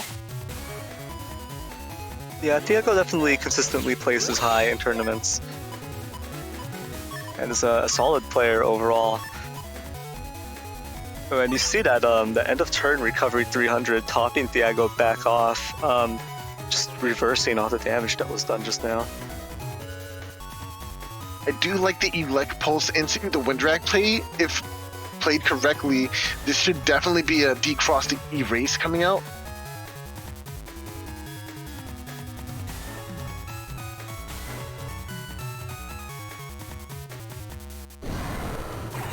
Ooh, losing it to Beast Over would be really... There it is! Nice, nice, nice, nice! Well, there was a Windrak. Oh, dodges the second one, though. Uh-oh. Oh, here's Geddon, but I think there's only time for one Gundel Soul 3 here. Nice. Just this one in hand, but it will go into the center hole on Thia's side regardless of the spacing. So it'll just be essentially playing a game of basketball with a giant fist. So you don't want to lose that. I definitely think saving the Sanctuary is better here than using it. I mean... I think definitely you want to use it here. You want to get yourself at least one more turn, because if Thiago has 2 more Gundel Souls this turn, you just lose. That is true. I was just about to say that. Oh, I mean, it's tough because the second Geddon is in the folder too. And it's like, it could still be in the hand, but you might as well play to the win condition of moving and being able to move rather than hope that your opponent doesn't have. I don't know. Yeah, we'll see what happens. There could be another Gundel Soul, or even 2 of them rather. But ooh, gonna go for beast charging instead. Oh. Ooh, that is not good. Lizardlab taking a lot of damage without these Sanctuary panels being up. Only now putting them up here. The Judgeman not connecting. Nice. Excellent movement. Air grab will be denied here. Oh, but there's a second. Oh, I would have stepped back and Windwracked. Oh. Wait, we're not going to Kernel Force? Ooh, really? You know... Yeah. No, so there's so many plays available, and off of so few chips here, you could... No. I think you want to step back and Justice 1 to break the panels into the Dest Pulse, and that would just be a kill right there. You're right. You're absolutely Once you right. deny the Holy Panels, that Dest Pulse is going to do a full 400. And that would leave Thiago with very low HP, like 10 HP. That is the best play. That's 3 Buster Shots, and you should definitely have the time to do that with the bug being in play. Oh, but we go for the reverse sequence. Yeah, leading with this Dest Pulse. Can you catch Thiago? Oh, but Oh. here, can you counter? Wait for that. Wait for it. Oh, okay. You waited a little bit too long. You No, waited a little bit too long. We're good. We have the Tango. Nice. Oh. There it is. Just this one. Oh, not enough time. Not enough time. But if you cross and hold B, you win.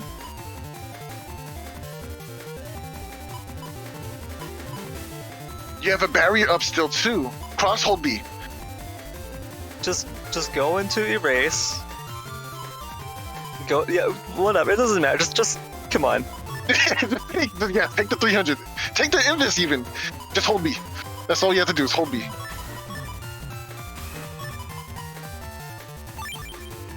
Please hold B. Please hold B.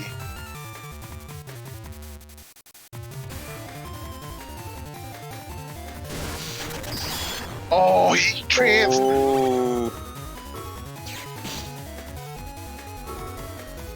Oh boy, it's Colonel Force. No, it's Colonel Force. No, it's Judgment first, then the Colonel Force. Oh, that's game.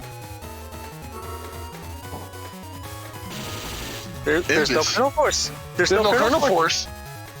There's no Colonel Force. What was the mind game? Did we use Colonel Force already? No, we didn't. I don't understand. Maybe Thiago just didn't have Colonel Force in hand. Just wanted to try to buy that one more turn. But that was very shocking. Now lizardlab has a Colonel Force in hand. I'm scared. There it is. Oh no. But can you get there in time? No.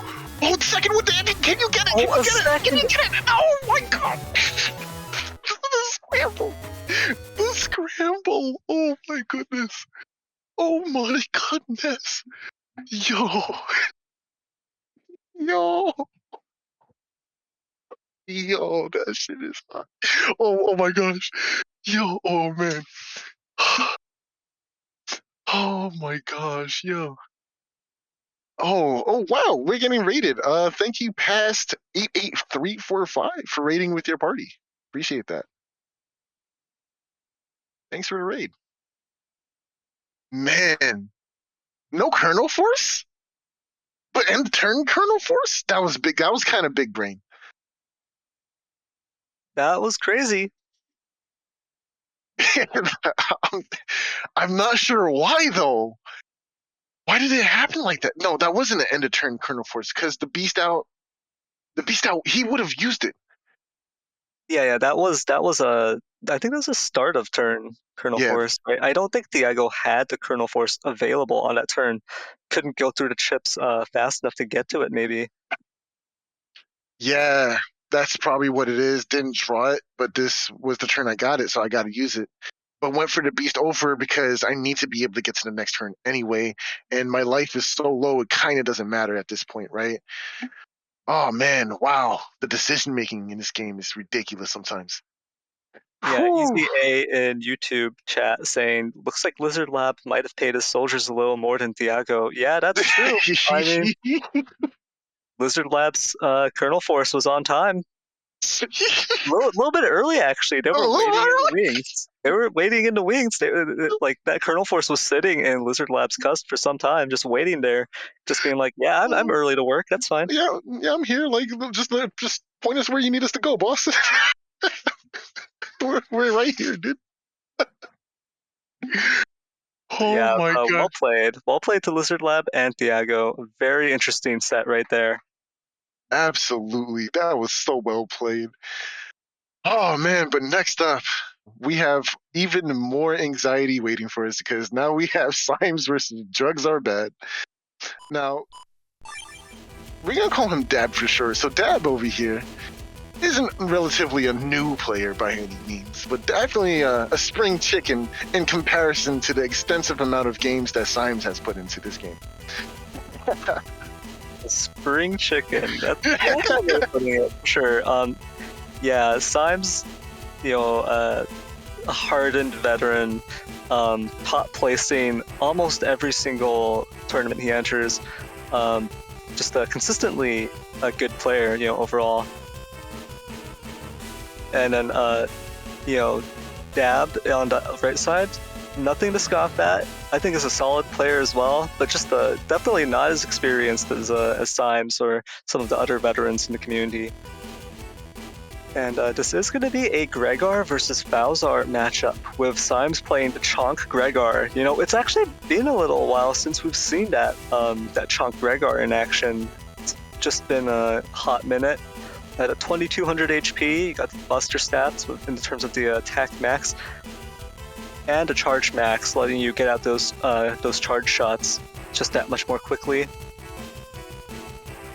You've got in Symes' setup right here. This is pretty interesting. This is an E-code variant So you got Element Man EX, Element Man SP, and then you got Elex Sword.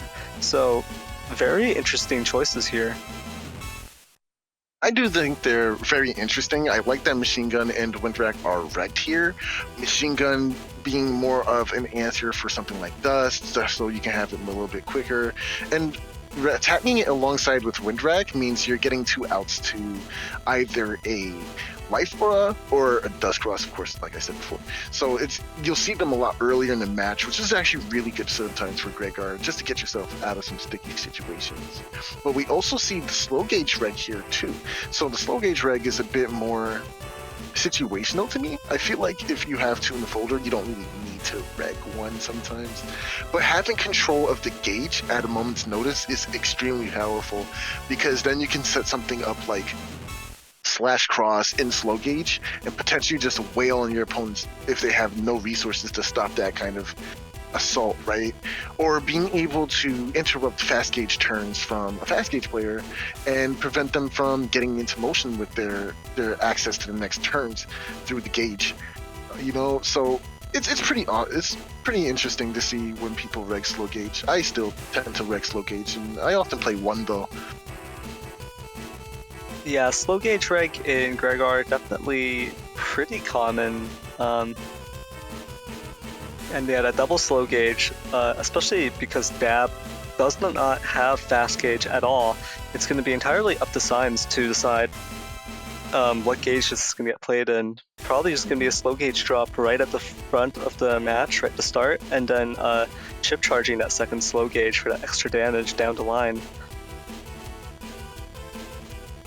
And so there is a lot of options here in Symes' folder for movement, and for this could be considered actually an anti-Geddon setup, because you got the Element Man EX, and Element Man SP.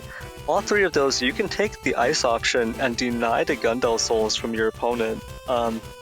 As long as you're not totally area locked, you can create panels for yourself at the front and just step out.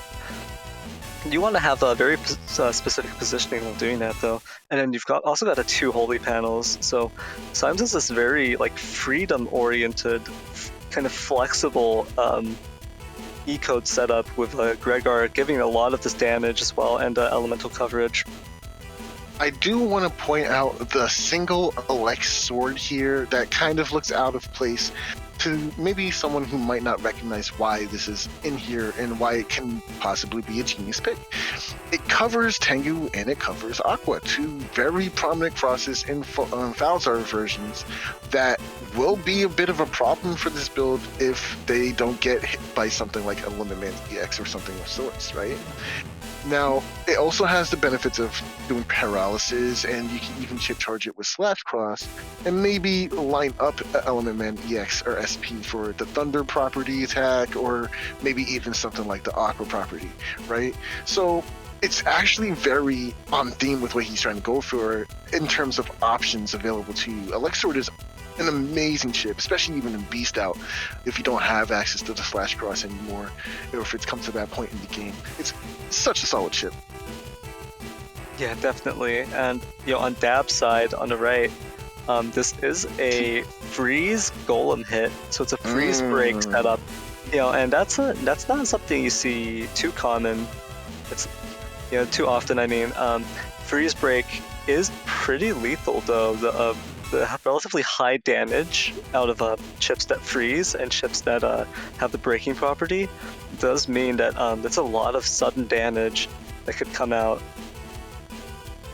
And so it's double Aqua Dragon, double Golem hits, and double Ice Seed. One of them regged, and that Ice Seed could actually be kind of an issue for Symes. The 2 Ice Seeds. Symes does have the tools to just get rid of all of that ice, switch it over to grass if Symes feels like it. But that's still kind of using those the Element Men, I should say, the big lineup here, 3 Element Men. To get that field conversion. But that does deny a lot of that potential damage here. Dab is really hoping to get that Aqua Dragon freeze into the goal and hit 3. It's going to be a bulk of the damage, and all of that damage is going to be necessary against Chonk Gregar. This is still pretty standard Chonk Gregar. 2800 total HP, a lot of defense, a lot of utility, and then a lot of potential to convert your utility to do your chip charges, everything. Beast charges, turn your chips into extra damage. So definitely going to be something to watch out for. I especially like that we're in Valzar with the Mega +1, which is really cool, because now we can squeeze in that nice on-code Heatman SP and some much-needed area control with the Judgeman SP, of course, on code with HUD Batch, and the 2 Recover 300s, which is a common splash for Valzar. The little J Brigade, I like to call them. Try saying that 10 times fast, that's crazy. Yeah, my only concern here for Dab's folder is Heatman SP and Judgeman SP. Those are anti-Valzar in terms of their element properties.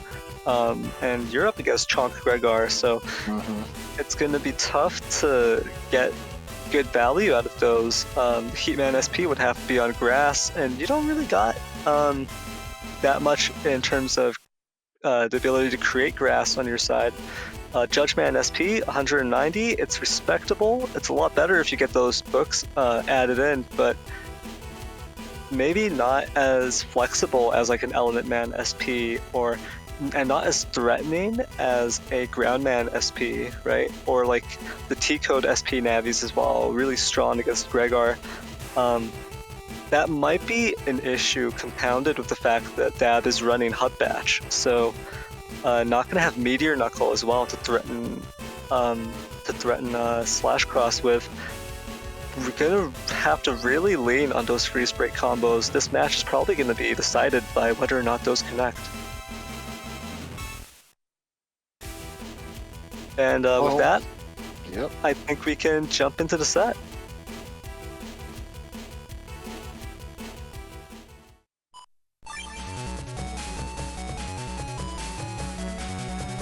Man, I love the Balnergy music. It's so damn good. Whew. Okay, what do we have here? Double area grab, machine gun. This is a broken hand.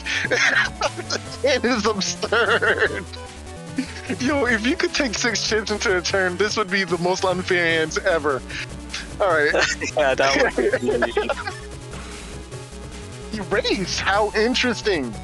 Okay, maybe Symes doesn't like the idea of volcano panels being in play here, so doesn't want to go for maybe that area grab and be standing on those panels, right? I think you don't want to go Slash here just because of Dab's specific setup.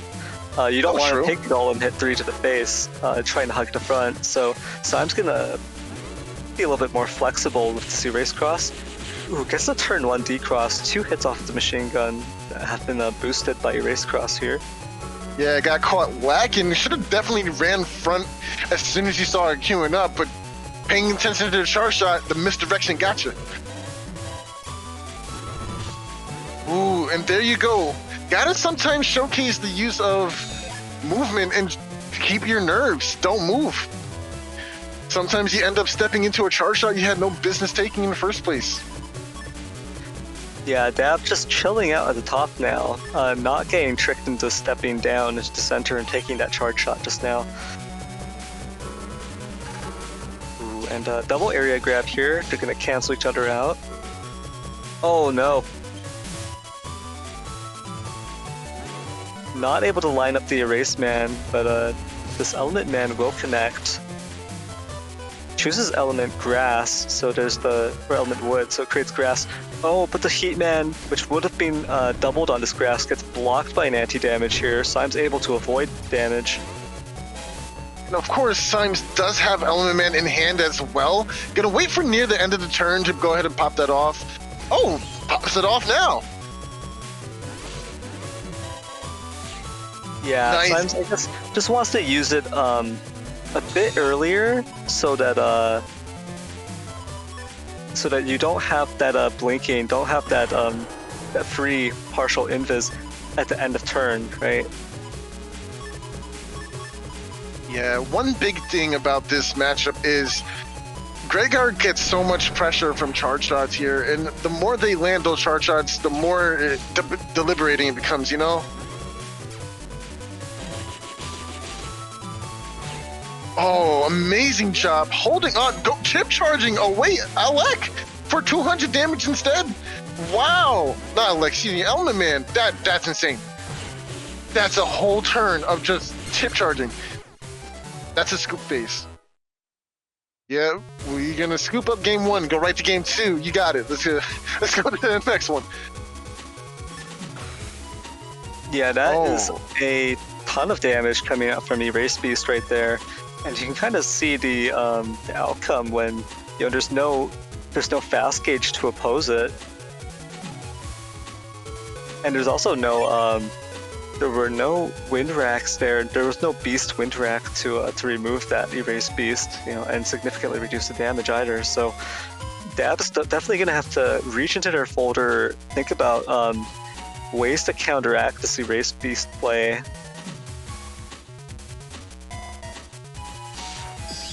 Ooh, going Tengu. I like the adjustment here. What's the follow-up though? What are we trying to do here? Blast, and not sure if I like that. I would have tried charge shotting away the cubes into the back row. Oh, okay, I like that. Yes, sir, I'll take that.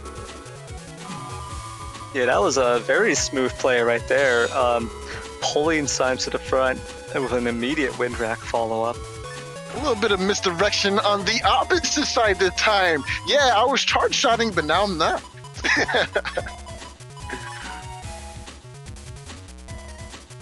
Ooh, this is a big play from Symes here. Slow gauge into slash cross pressure. You better have something for it.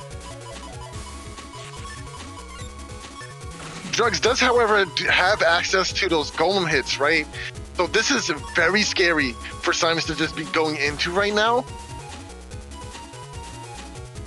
Are you gonna hit okay? Hit okay. Do it.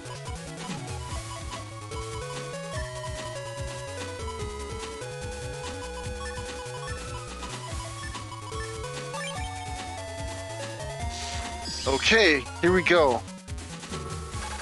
Slow gauge comes out. Life Aura is gonna combat it. Ooh. Raceman's gonna whiff here. Area grab here would be able to deny like the golem hits, so that's actually not bad.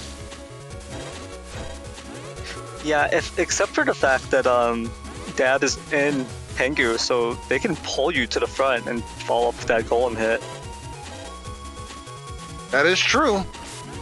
But we're not seeing it happening here. Yeah, Symes does have this anti-damage up anyways, so it will block one hit.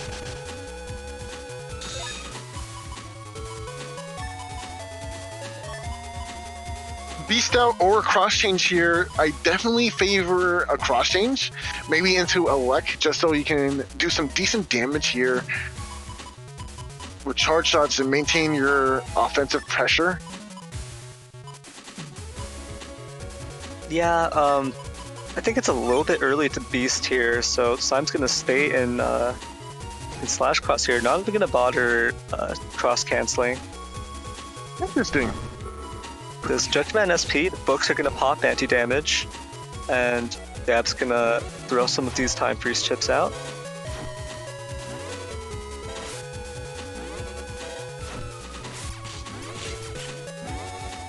Yeah, you don't win the Buster trade here, and Symes is not going to step forward into that realm. I would have liked to see more Buster shots, but Symes not stepping up is probably smarter because then you don't get crossed up by Erase Man into a golem hit potentially. Oh, and there's the Lex Sword we talked about earlier. This will be one of the ways to deal with Tengu here with the chip charge variant for from wow, slash cross here. Whew. Yeah, slash cross's charge shot, or rather their chip charge, does let them charge a sword chip and fire it out.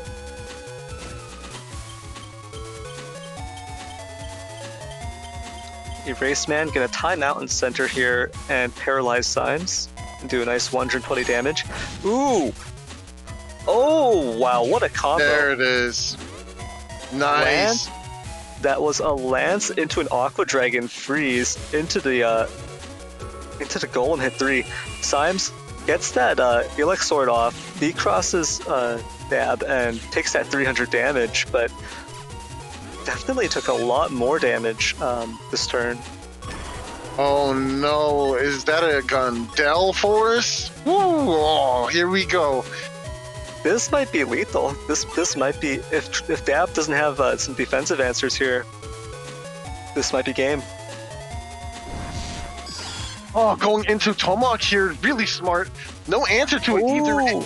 and gets back panels as well, which will deny some more damage from that Kernel Force. And the area grab too! Nice! Oh, man. Even gets to step into Symes right there and get that free blinking to dodge more of that Kernel Force.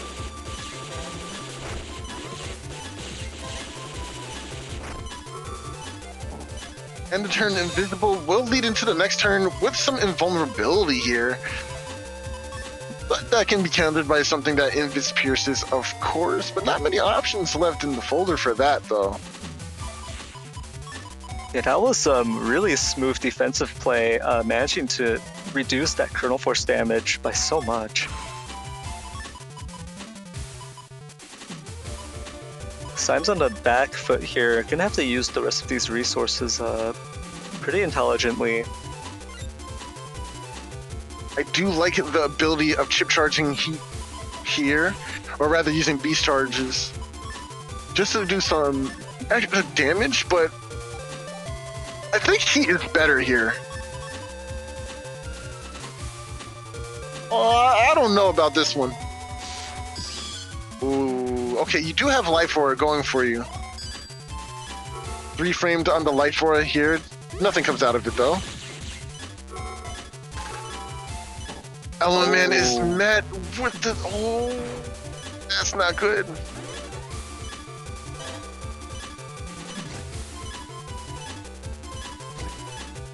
No way to deal with it. Oh man, what a tricky movement there.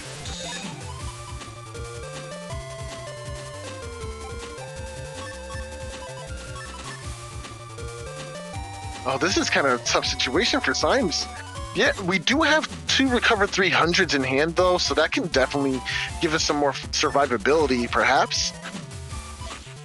Yeah, personally, this is a very tough spot for Symes specifically because he's in Beast, right? So you've got this 1 turn left of Beast, and you kind of want to use it to get some value, especially when you're on the back foot like this. Symes gonna take these recovery 300s, boost that HP back up probably. Area grab. If you stay in the back, it will deny. Almost got hit there. No! Oh no! Oh, the Heat Man! Oh. Escape, run as fast as you can. Oh, damn. Oh no, that's it. Oh no, it's not it. We got these 2 recovered 300s. Run! What are we doing? Get out of there. Okay. Oh wow.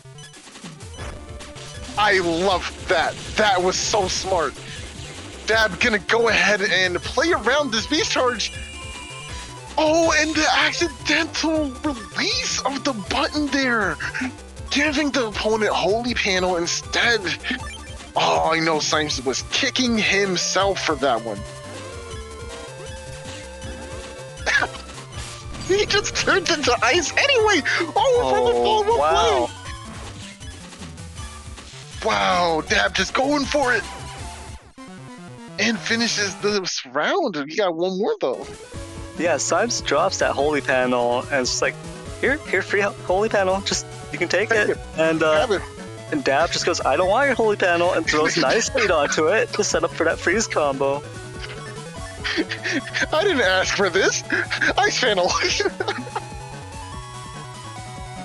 I know what I want. I love it.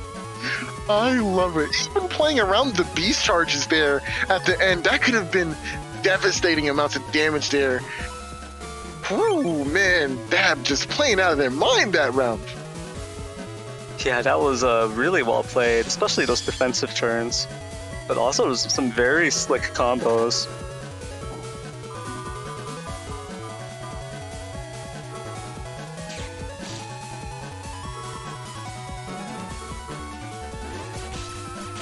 Raceman in hand. Symes just waiting for the opportunity. Oh, that was a good read, but not able to line it up. That would have been 300 damage. I think that was a really impressive read by Symes there, but I think he got out-predicted by Dab. Dab was like, I went left twice, so I'm gonna go right now. Really nice, really nice.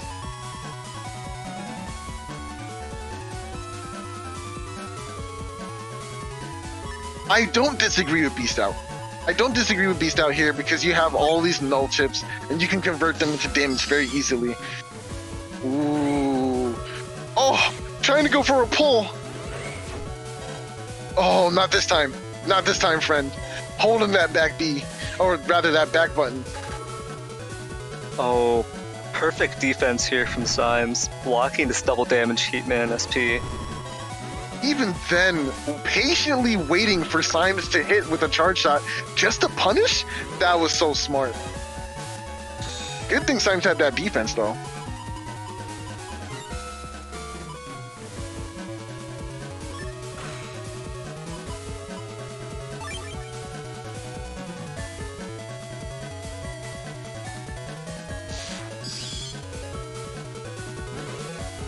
Charge here is a good play since you can go ahead and get some more battle chips in your folder.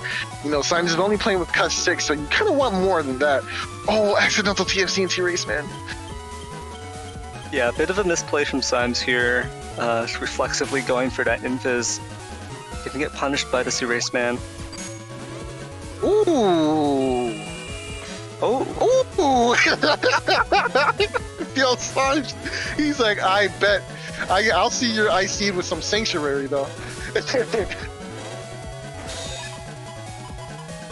Dab, not afraid of this charge man, though. Actually taking the time to pav up and release that Tengu rack, even getting us a very cheeky hit in, even on the sanctuary.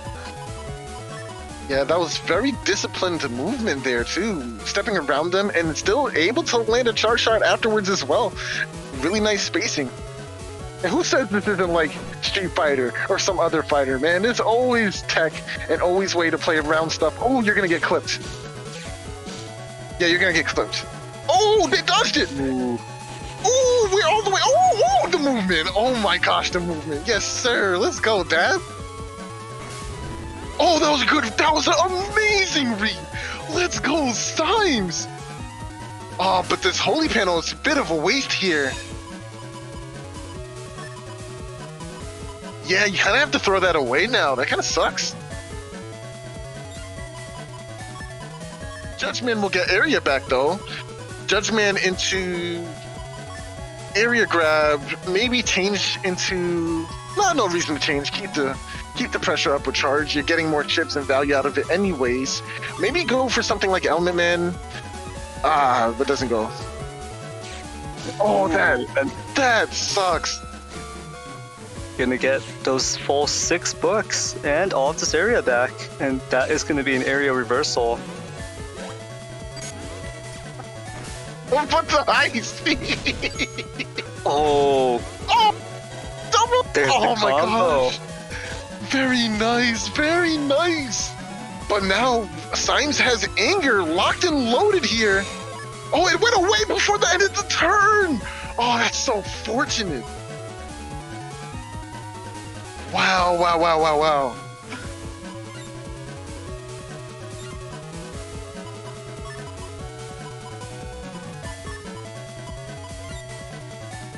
Symes definitely thinking after that one, he's like, dang, I wanted to use that. Oh, sheesh. Okay, is there a reason to change crosses here, right? I think you just stay Tengu. Yeah, I agree. Oh. Okay, Judgment SP will take back this area, which is very good. Ooh, hub.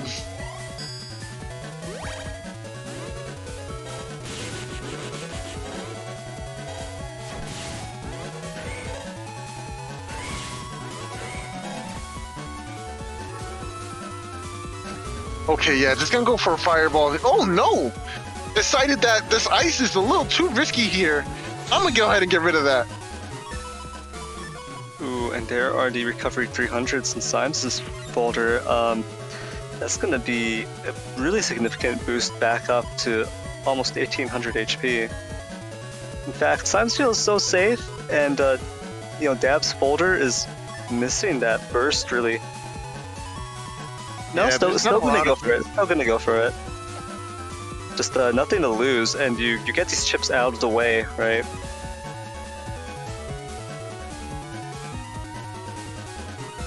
Yeah, I think it's better to just go for your recover 300s now anyway. It's not like using them later is gonna make a huge difference.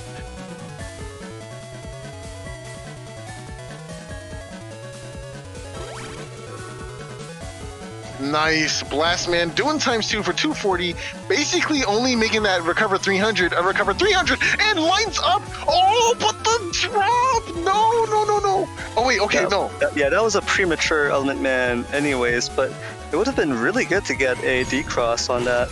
Ooh, okay, maybe it was planned. Maybe he just wanted the ice there, but I don't know. I think it was a bit rushed, yeah. Oh, almost dodged out of that one. So that was an interesting play to get that freeze break combo again, but I'm not so sure I agree with it. Even with the extra damage on that, I think it might have been better to just get a D-Cross. Yeah, I kind of have to agree here. But we might see a D-Cross coming soon, though. With the Lex sword in hand. Yeah, that's not the right kind of D-Cross I'm looking for, because Dab needs a D-Cross, their opponent not need a D-Cross.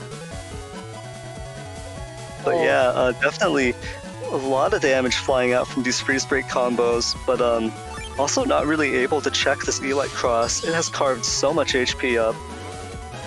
Very smart going for a cross change here. Nice, eating that up pretty well too. Symes feeling safe in the back, hoping it's a TFC. Oh, just going for some quick buster shots.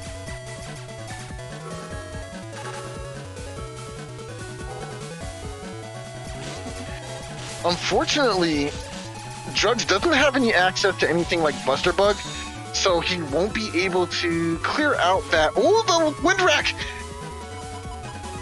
Did he use it? I don't think he used it.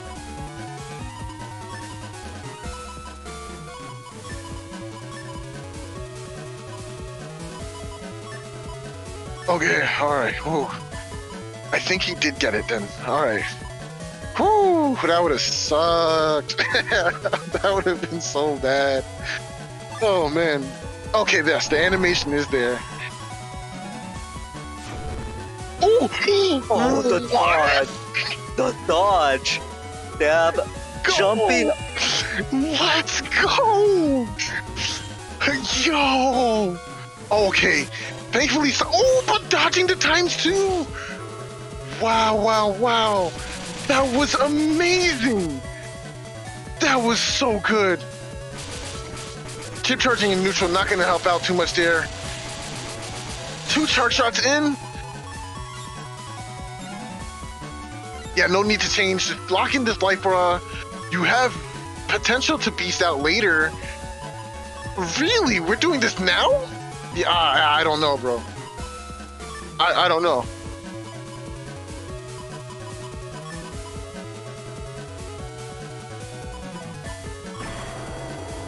I just wants to end it all. Wow. Really? Okay. Okay. Alright. I guess it was over. Yeah, Symes maybe weighing the defensive options that Dab had left to them and just realizing they could close it out. But yeah, That- well played to both players there. Yo, not a single one of these matches today missed. These are all high quality, high end matches. And oh man, just the explosiveness of them. Wow, I'm just so impressed right now. I'm so impressed.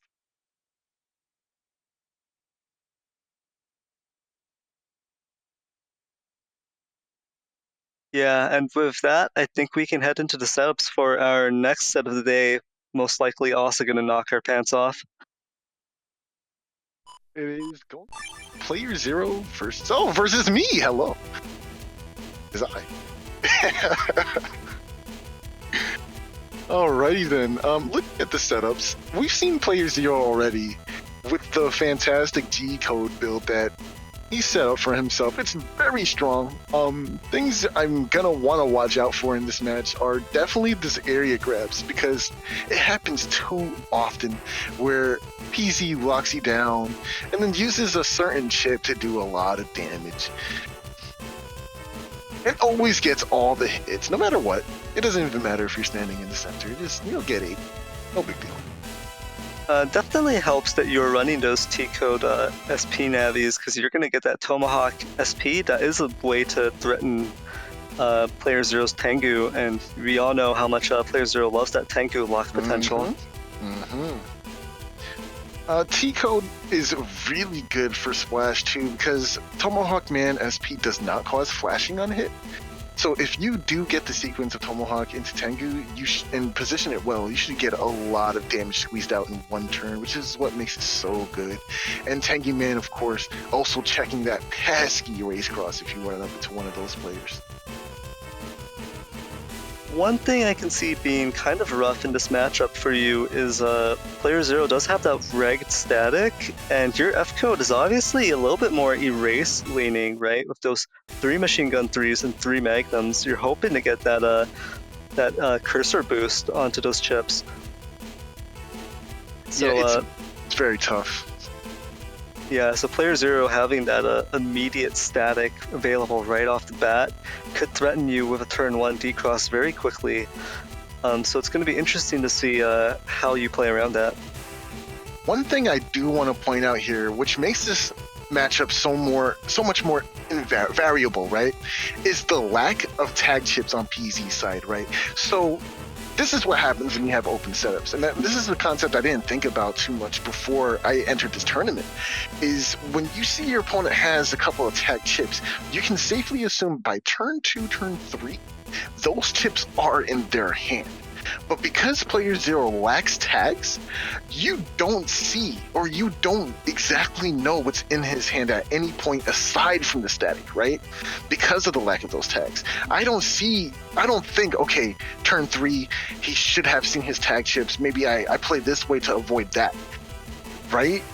And that's something I feel like a lot of people tend to miss. Like, for instance, I have Magnum tag here with Windrat. So PZ knows to be extra wary, because I might actually just draw the Magnum or the Windrat immediately. So that changes up his lines of plays. Yeah, definitely the tags can kind of indicate, they can give away what's in your hand a little bit in terms of the timing, and giving your opponent a bit of a hint of what to watch out for. Not having those tags at all in PZ's folder does make it a little bit more of a question mark. But yeah, I think with that, we can jump right into the set. All right, watching from the side, this is actually going to be pretty interesting for me too, because I'm always thinking like super big brain. All right, maybe this is what they're doing. This. How do I beat that?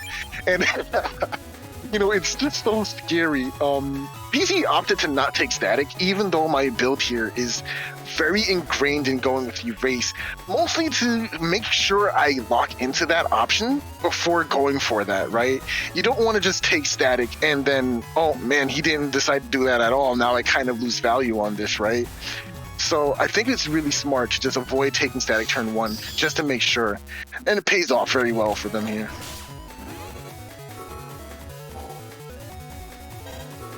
Yeah, taking that immediate charge tackle on grass though, that's a good chunk of damage.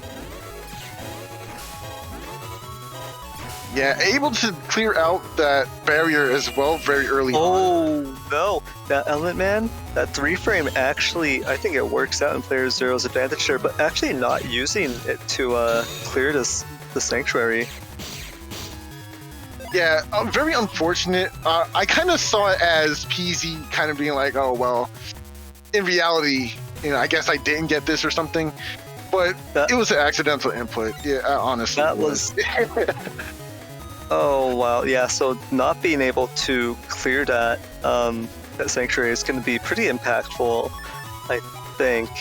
PC does have this Wood Dragon available, does have Groundman SP, but that is going to be a bit of a setback right off the start.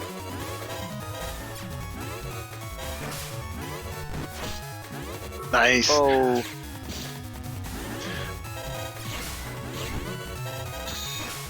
Stepping forward was probably the best option here too, because that means the Wood Dragon isn't able to take out any of the Sanctuary panels.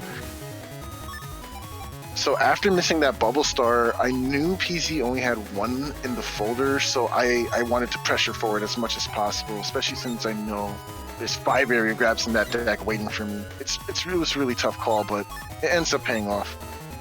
Yeah, that was a bit of a risky Bubble Star from Player Zero. Trying to use it at the very front like that does give you the opportunity to dodge down at the front to duck it, really.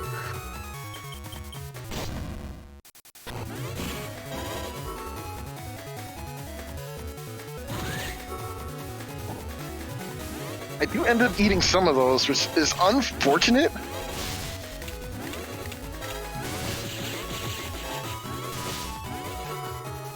I don't know what I was thinking. I ate too many of those machine guns. I should have walked out of there.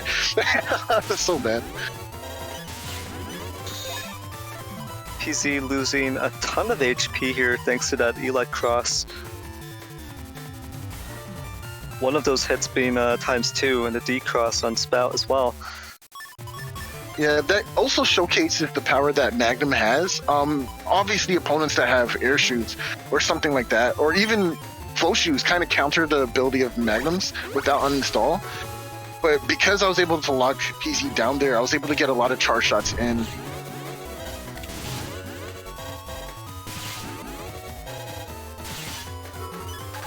Ooh, yeah, PZ just eating almost all of these Elect Cross charge shots.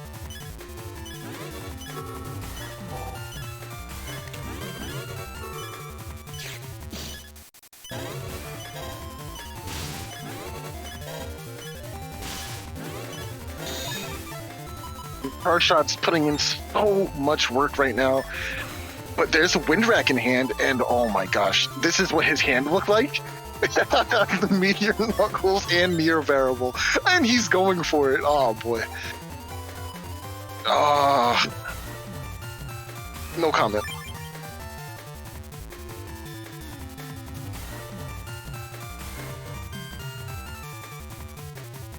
So it looks like PZ is going to want to try to make use of this this blinking from receiving a charge shot, and just use that to get this Wind Rack off.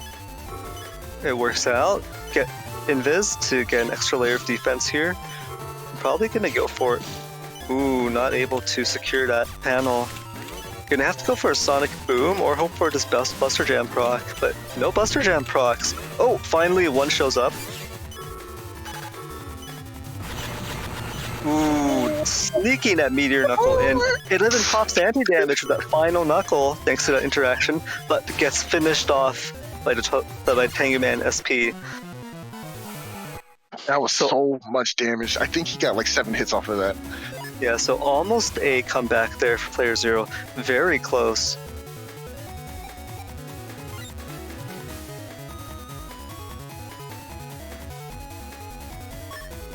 Ooh, and now it's a Permahole's front field right here.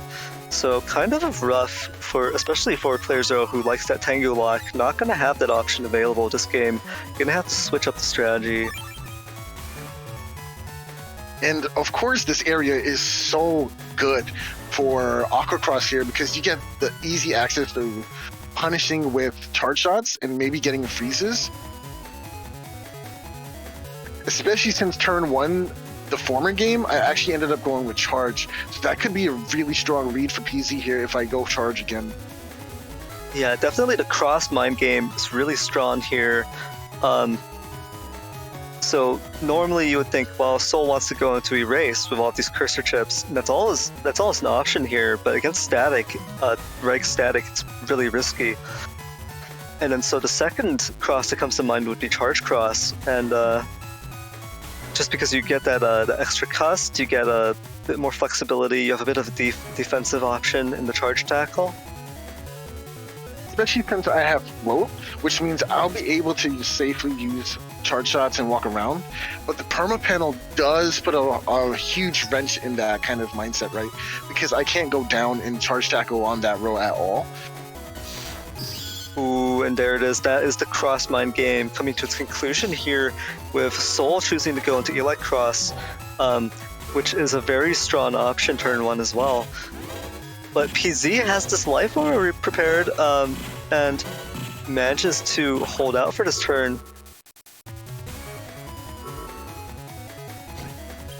Not getting punished for that bit of a misread in the cross mind game there, thanks to this turn 1 life aura. Oh man, the footsies there were so like. Oh, I was feeling so much pressure. I was like, I don't want to get frozen. So T-Chomp in Twitch chat asks, the bubble and no response. What happened there? So the spout charge shot,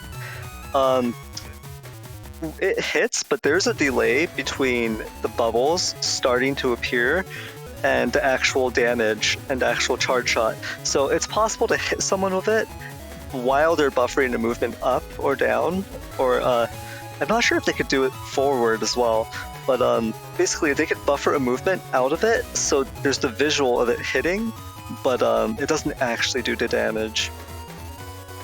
And so that's most likely what happened there with the spout charge, and Soul constantly stepping up and down, able to buffer a movement and dodge it. Oh, at this point in time, it is definitely my fault. I am thinking a little too hard, maybe, because I have to deal with this life aura, but I also have to find a way to pressure PZ. I kind of was thinking about beasting out here on PZ side, rather, but I didn't know for sure. I actually kind of don't remember what I went for in this turn. I went to Erase finally. So a very awkward position here. Ooh, getting that life aura removal and a knockback there. Both players getting stunned there for a second. The static, ooh, and the heat dragon. Everything connecting here for player 0. And that was an uninstall as well. So a lot of damage coming out. A lot of player 0's chips finding their mark there. Yeah, that was a tough round for me. That turn was, whew, okay. So the way I was thinking, I was like, all right, maybe he doesn't bring the static this turn, right? Maybe he's still waiting. I'll go Erase. I think it's safe. Not today. And then of course the drop on that Magnum. Oh man, there was a little bit of input lag on both sides. I think more so on player 0 because he was quiet this time around. Ooh, hold on. This is a very smart move. If player 0 does what I'm thinking of, because of the perma holes and then also the ice panel formation right here, a Tomahawk chip charge, the Tomahawk Beast chip charge, would actually be unavoidable for you right here. The only way I could avoid it anyway is by stepping forward. But I made the read and went heat cross.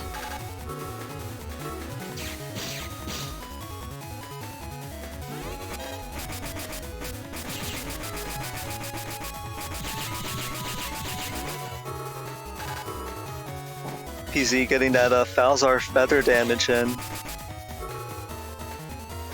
Ooh, and he's gonna pop your anti-damage here with Tengu Man. Pretty good trade. Amazing trade.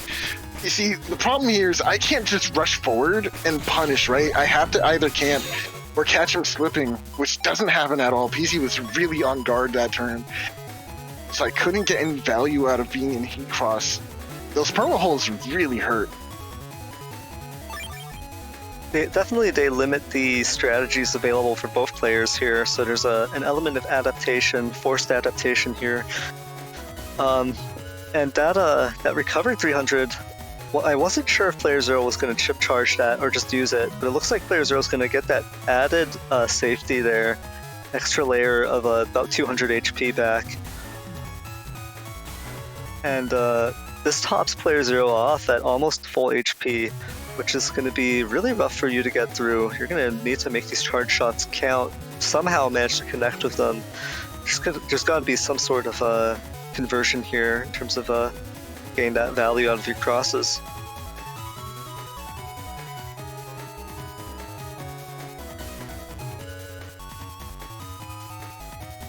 One of the big problems here for Soul is that having lost the race cross, a lot of that boosted damage from Machine Gun 3 and these magnums is not going to be present.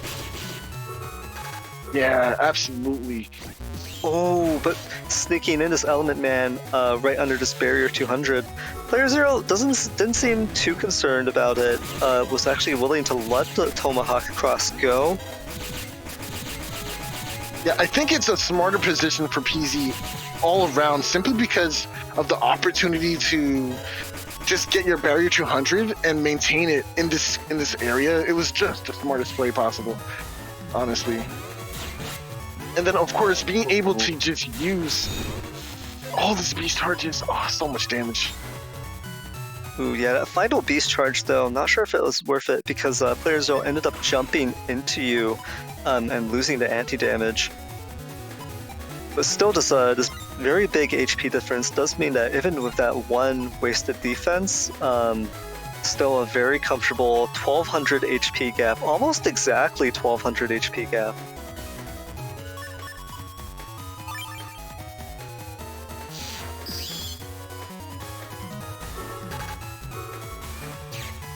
Area grab comes down for Soul. With this +1 area, it might still be hard because of the ice panels. Yeah, these ice panels are a serious impediment. Like they lasted way longer than usual. Yeah. And oh, I do have flow shoes in my cusp, but remember I got uninstalled, so losing out on the flow shoes means I can't respond in the way I really want to.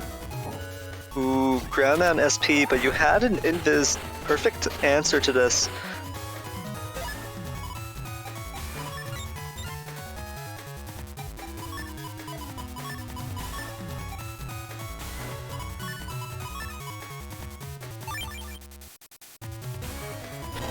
Ah, this is so tough.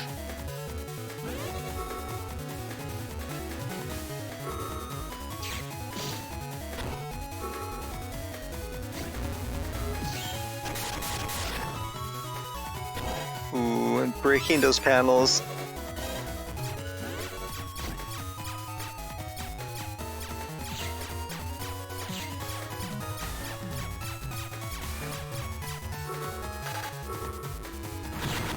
Oh no, there's the Meteor Knuckle finish right there.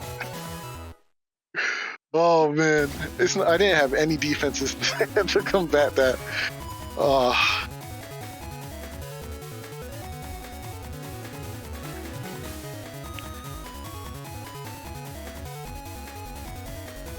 And finally, we have a grass field starter right here. Both sides of the field, just a full-on grass. Might make charge cross a bit more tempting to go into for Soul here. Could also get some value out of a fire sword. That one fire sword in Soul's folder also would get doubled here. I definitely like the sequence that PC's going for with this hand. I think the idea of going into heat or charge is so appealing that going into Aqua is just the right choice.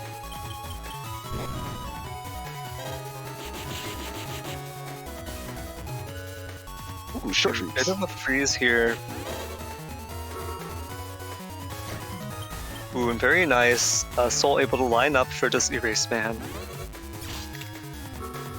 It's not squeeze in a charge tackle. Doesn't look like there's enough time. PZ did mash out very quickly. Not able to use the Groundman SP before end of turn. Not enough time there to get the damage in. So the question becomes whether or not PZ will hold on to it. Looks like PZ is just going to toss the Groundman SP. Already has this pretty amazing hand here. This is a very early turn 2 Neo Variable Knuckles with a lot of other really good chips in hand too. That static uninstall option also available. Turn 2. What did I do to deserve this? Like, you know, we're all friends here. We commune and play the game together, but nah. PZ wants all the smoke.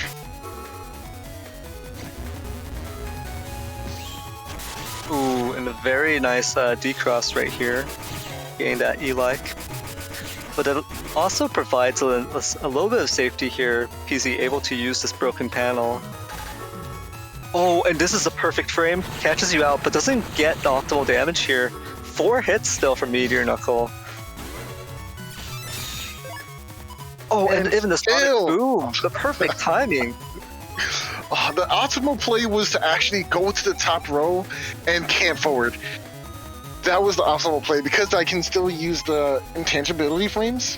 Well, not all the way forward, but at least one forward, because then I would have been safe. But, oh, man, what a bad read on my end. I should have knew it was in there. Yeah, thankfully there was that one area grab, which turned it into a 6-panel configuration versus a 4-panel configuration for the Meteor Knuckle damage. Definitely saved yourself a bit of HP there. Ooh, some very good chip usage here. Oh, but base play.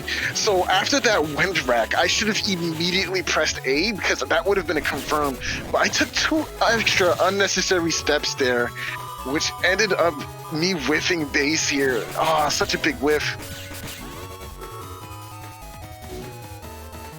Yeah, unfortunately, PZ has this 842 HP here thanks to that base whiff. Whereas if I'd connected, you two would have been on almost equal HP.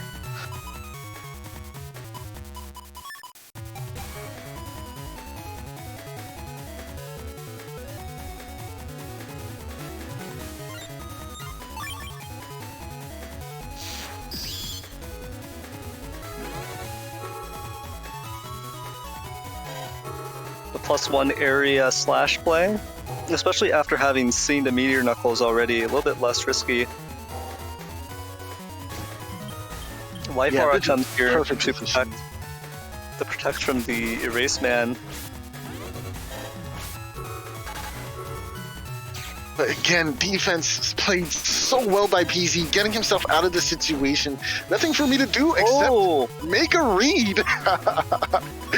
Oh, no, that was not a read. Okay, no, that was 100% a read, bro. You can't pass that off as a read. You were obviously going to try to step forward and protect your front area there.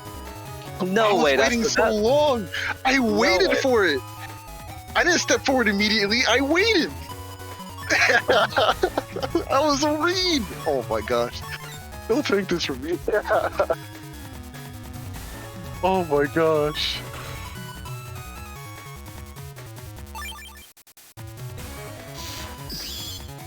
Not that it matters anyway. Yeah, you get this Tengu, which not only clears your life aura. Oh no, actually the second hit does not pop your anti-damage. Very nice.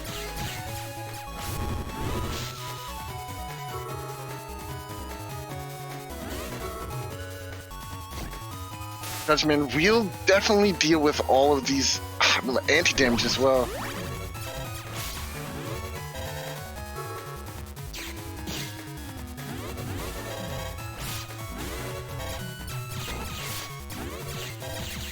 Really bad play stepping up there.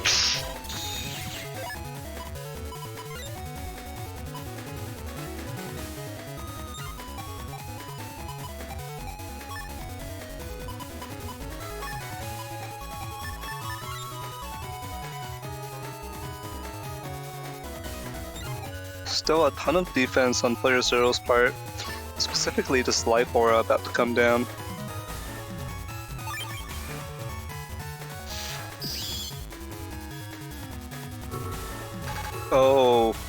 Oh, but Soul dodges this Element Man freeze with the help of this Invis. I should have waited for the TFC instead. But honestly, okay, so that situation's awkward because PG didn't have to just be the first one to Life Aura. It could have waited for me to confirm a slash and then put up Life Aura safely anyway. So there's really not much I could have done about that situation, although I would have gotten a D-Cross out of it though.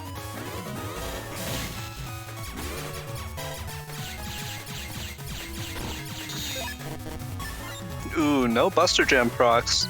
It's a very rare occurrence, especially with that many P shots right there. Absolutely.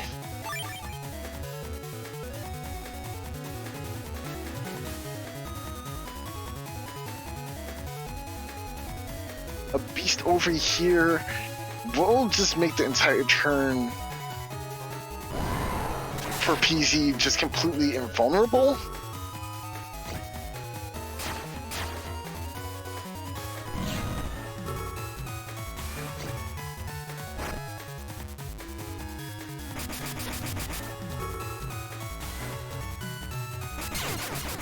And that's GG. Yeah, well played to PZ and Soul right there. Very interesting set. Yeah, it was an awesome game, honestly. Very tough for both players on the end there. The dropping base there ended up kind of mattering because I was able to do enough damage, but not enough to close it out, I guess. Man, that was rough. GG's to Yeah, PZ. definitely a very close set. And yeah, well played again. And I think with that, we can head into our next set of the day, which should be ShironaNep versus EasyA.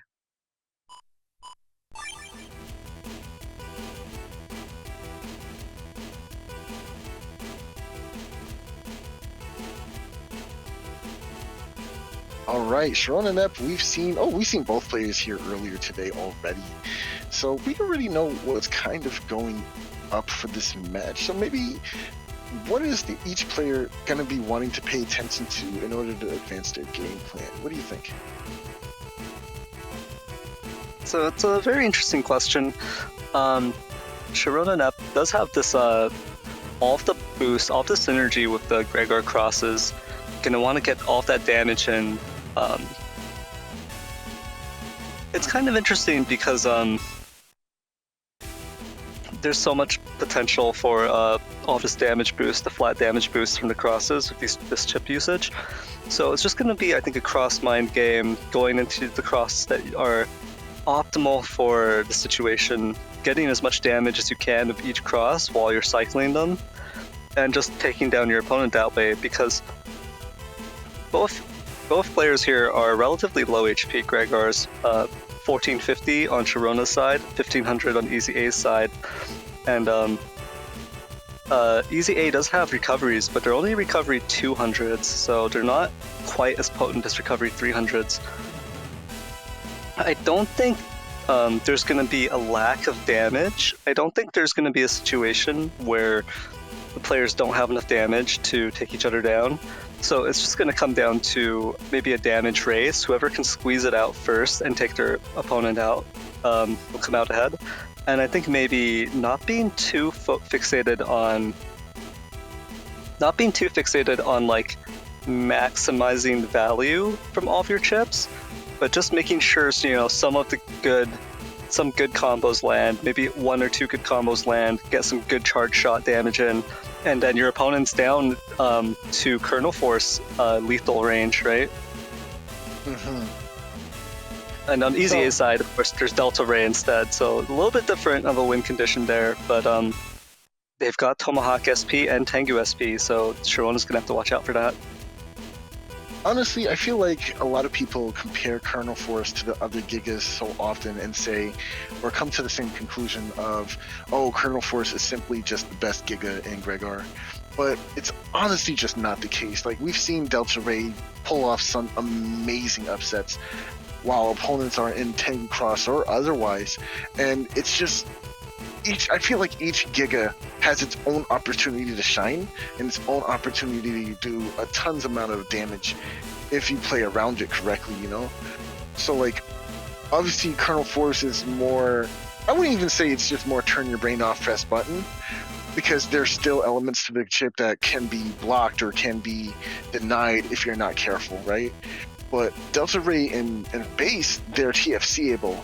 So you can really catch an opponent in a TFC sequence where they can't avoid it anymore.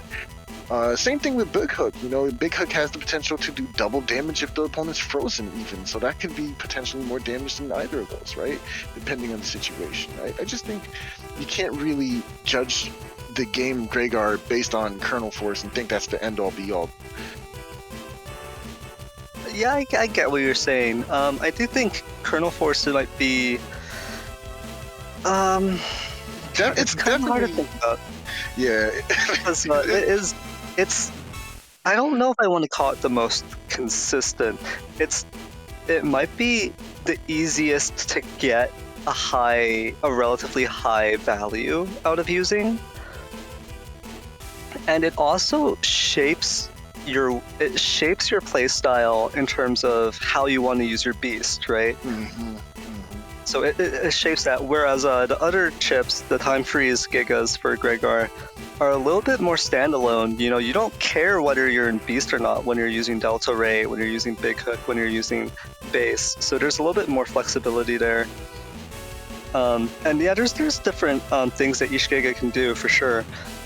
Colonel Force is hard pressed to get you as much damage as like a Delta Ray, a 3-hit Delta Ray on Tengu. That's basically an instant deletion almost, in most cases.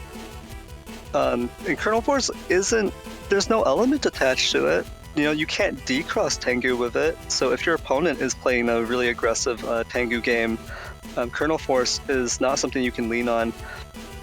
The things it provides are you know, just like universally useful. It can be quite powerful. Most folders will have a decent number of area grabs in them, so you're going to be able to maximize the Colonel Force damage potentially. Mm-hmm. But at the same time, it's got some problems like super holes. If there's a forward super hole, it's going to be very hard to get more than a +1 area Colonel Force, and it might even provide a safe zone versus Colonel Force for your opponent where they could block 2 panels worth, right? Yeah, it's really tough. Like, even Base, right? If your opponent is plus area on you and they're camping forward, Base does nothing, right? It doesn't have value, but maybe Delta Ray Edge has a value there because they're still within range of getting hit 3 times if they're camping forward, right? But Colonel Force also is kind of taking less damage into account because you're less on area too. So it's different situations that each plays out into. I think Colonel Force is by far the easiest one to play and set up, especially since it's unreactable at times because it doesn't start a TFC. It paralyzes on the first hit, so everything you do in between is pretty much a free follow-up if it doesn't flash. It's just, I don't know. I think there's a lot of factors that go into it. I think Colonel Force is, generally speaking, harder to deal with for people because it's not time freeze. There isn't the potential to throw up defense. If you get hit by the first soldier before you're able to throw up defense, then you're paralyzed for the entire duration, and you can take a ton of damage in that time. So it's something you have to watch out for and react to. And you don't have that kind of buffer to do a time freeze counter to throw up your defense for it. And it kind of depends because Gregar I think it's also very heavily folder dependent. Yeah. Because you could play folders, like for example, E-code is kind of a, you could call it more of a beast rush code. Mm-hmm. And with beast rushes, it's in a similar vein where you don't have the time to throw up time freeze. You don't have the opportunities to do time freeze counters to protect yourself. When a combo starts, you're in the thick of it, and you're just gonna get hit by who knows how much damage at that point. And so maybe if you were running a beast rush code or a beast rush folder that has a lot more stuff that's hard to react to, that comes out of nowhere, maybe you would want to mix it up and have Delta Ray or Big Hook or Base, because then that becomes your time freeze threat, right? Your opponent would start to feel safe in saying you have a lot of stuff that's gonna jump in my face and hit me right off the bat, which means that I want to throw up my defense early to block it, right? And then that will actually create an opportunity for you to go, you're using defense, okay, I'm gonna counter with base, right? Or I'm gonna counter with Delta Ray. So there's a lot of like different factors to think about in terms of the Giga usage and the Giga application, and it has to do as well with like folder synergy and chip synergy and like what play style your folder is already going for, and a bunch of factors like that. So I think it's interesting to think about. But with that, we have seen both of these folders before. We've seen both of these builds, and so it's going to be interesting to see which one comes out on top in this set. All right, let's hop on into it.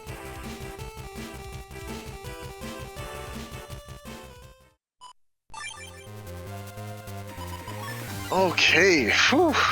Looking at these hands already, I can tell it's gonna be a really tough time. Okay, so you can wait definitely a turn, set up this barrier, and immediately next turn to start going for Beast Rush combos. Like, obviously it depends on what Charge Cross allows you to draw into with that extra chip, but it's pretty safe to say we're gonna be seeing some Beast Rush combos in the next coming turn. Yeah, and this is going to be interesting to see. It's 1450 versus 1500, so this relatively low HP threshold. Both players go into Charge Cross right off the bat.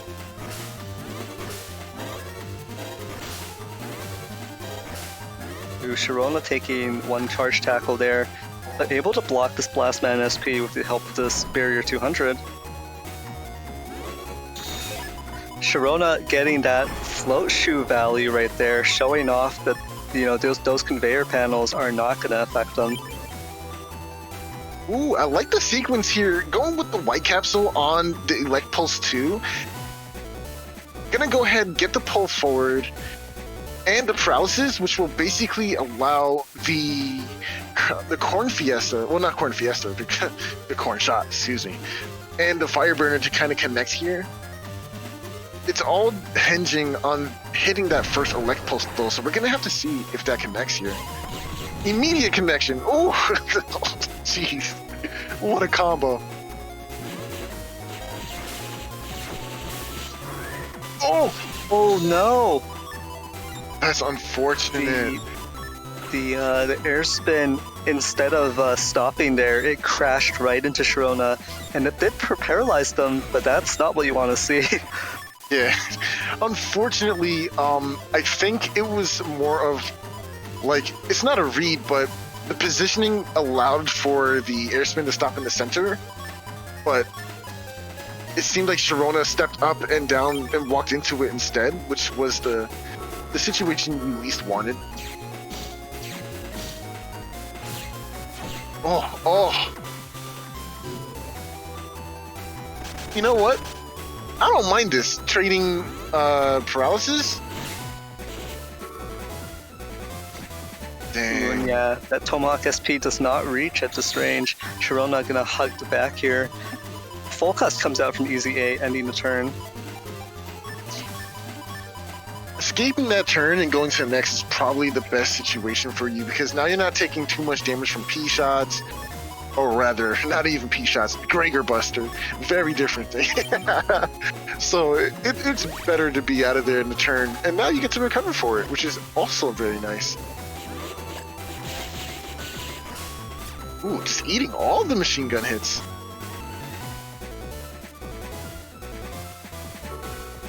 Ooh, not able to connect with Element Ice. That would have been 480 damage in a D-Cross. But EasyA Yikes. stepping back.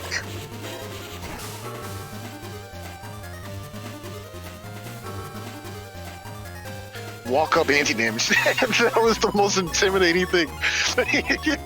Just step up, anti-damage. Ooh, that was pretty funny.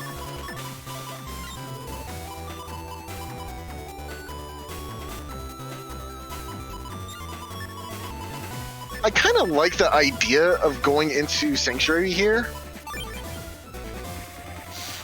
We've already seen Tomahawk Man come into play.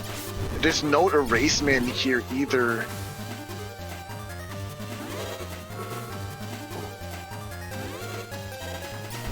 Yeah, I think taking the Ooh, very nice. Popping that anti-damage through the bubble wrap as well, so that the Grab Revenge can knock your opponent back.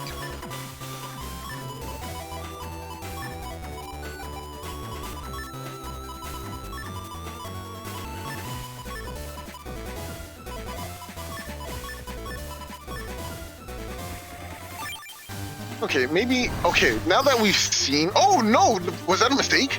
Oh okay. Yeah, that was scary the way it looked for a second there. Nice! Oh, the buffered movement to dodge it.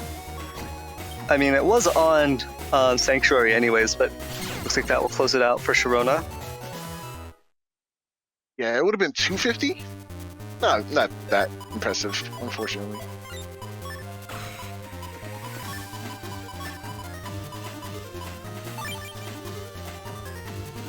Once again, just going for that barrier into charge. Not bad here. Worst case scenario for EasyA here is just to go focus because you just get so much momentum off of that.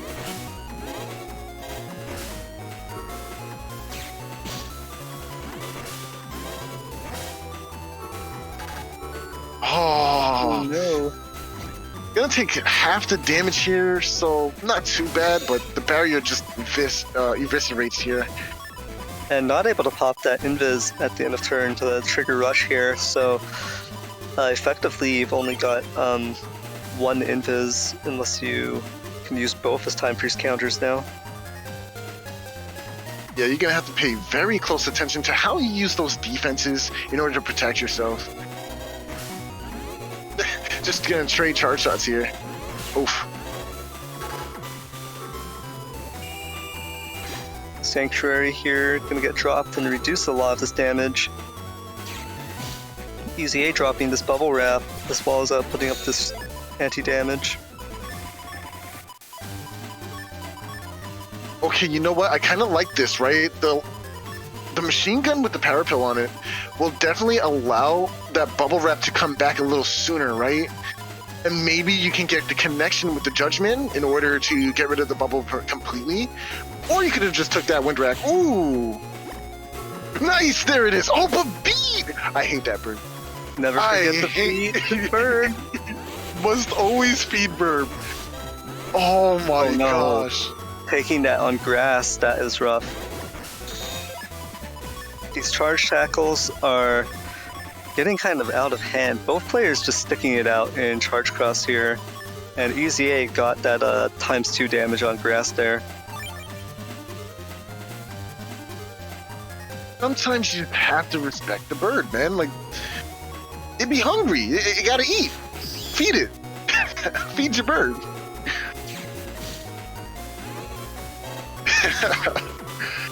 Oh, Erase Man, gonna go ahead and whiff here. So nailing a charge shot right now is the best case scenario because then you'll get to not only deal. Oh wow. Shirona managing to step forward after the wind rack and get themselves onto that holy panel, saving themselves from a lot of that damage. That was intense just now, but now we're gonna follow up with an even more intense power that is known as Kernel Force. Fortunately, there's no gotten Del Sol to go alongside that, but this is going to be a lot of damage regardless. Grab Revenge. Did we mash it out? Yeah, we did. There it is. There it is. Delta Ray on the holy panel. Delta Ray. Does that still 1, 2? That's 1 HP left. Is there a power pill on it? Whoa, but the slide. Yo, the push allowed for a follow-up, which means, wow, that was insane. So during big push or big push effects, which are usually given to you by things like Grab Revenge, you cannot do anything during that slide. Also, you are completely vulnerable to anything they throw out until the slide is over, which means during this slide, you had to not only eat that Delta Ray, but you also had to eat this P-Shot before the end of the slide. That was really nicely done. Oh, man. EasyA, you're a whole different human being right now. I'm quite impressed. Very nice, very nice. Yeah, that was crazy. I did not expect that interaction.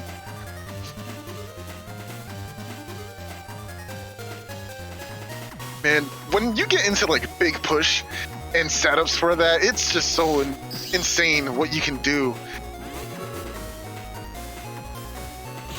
Shirona gonna drop this, oh wow. With a machine gun into the corn shot right off the bat.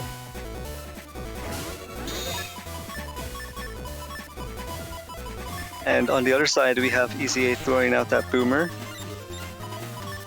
And a Wood Dragon too at the end there. Unfortunately, we didn't get more grass because Shirona was in the back there, so. And now we do have the Sanctuary in play too.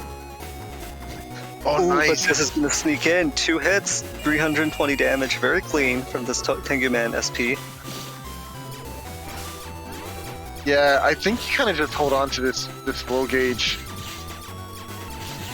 And But this is pretty interesting here because, end of turn slow gauge from Shirona. But this is pretty interesting. Both players went into charge, but I think that was actually a mistake from both of them. Because neither of them have air shoes. Shirona has split shoes, but they just don't help with these perma holes. So there's only one row on which you can connect a charge tackle. And I think Shirona just realized that and is going, alright, I gotta get out of this. Like, charge crosses. Maybe not as useful here.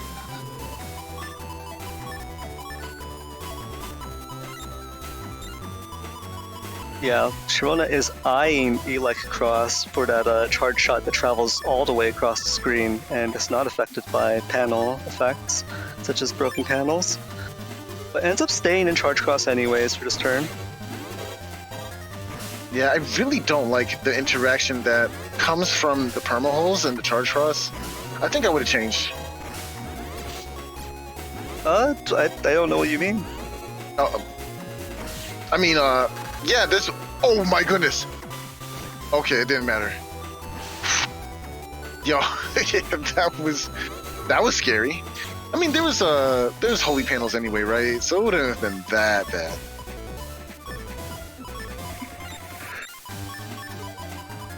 But yeah, honestly, pretty perplexing that both players are choosing to stay in charge cross here.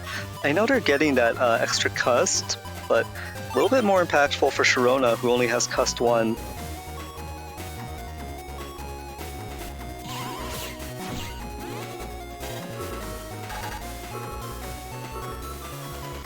Well, Navi coming in handy here. Gonna steal back these panels.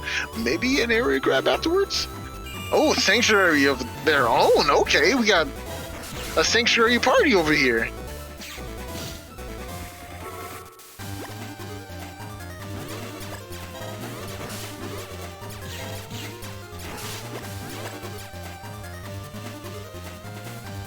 Bit of a freeze, give it a second.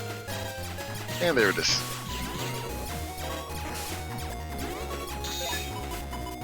How do you feel about Bubble Wrap as a battleship? I think it's really cool when you TFC it to something like Protoman SP for a block, but I kind of don't like the chip sometimes.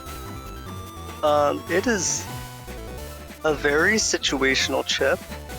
The biggest downside to Bubble Wrap is the fact that because it's Aqua Element, you can't Beast Charge it.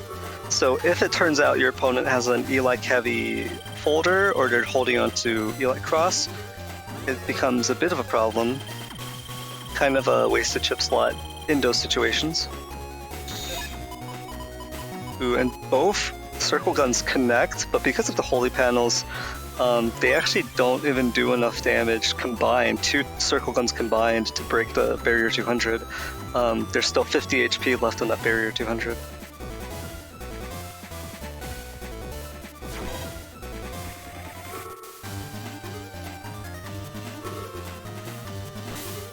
Oh man, B.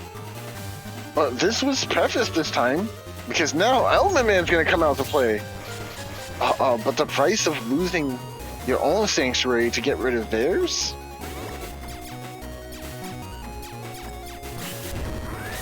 Oh boy. Oh, the combo missed. And now we got life for her. Get off the grass. Get off the grass. Yeah. Oh, okay, that worked out.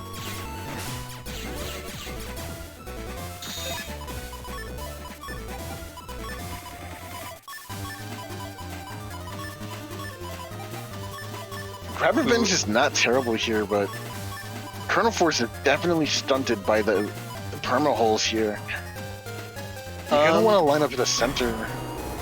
I think it's still more than enough damage. 2 panels of Colonel Force connecting will be a kill here in combination with a little bit of a buster damage. Tomahawk SP takes the slide bar up, but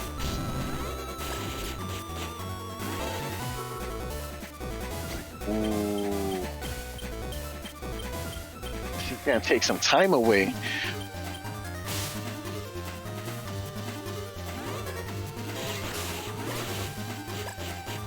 Oh, this is so close. Anything can happen.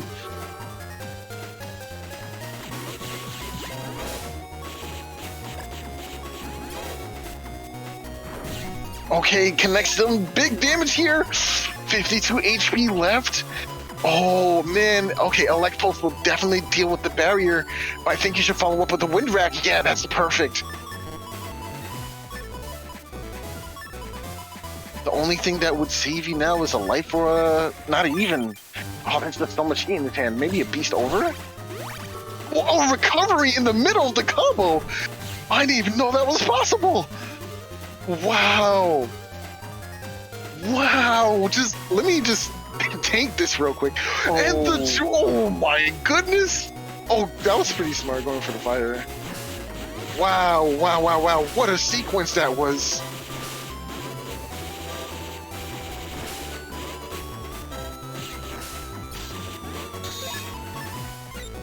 That's it. This is definitely the game here. But can you protect yourself from Colonel Force?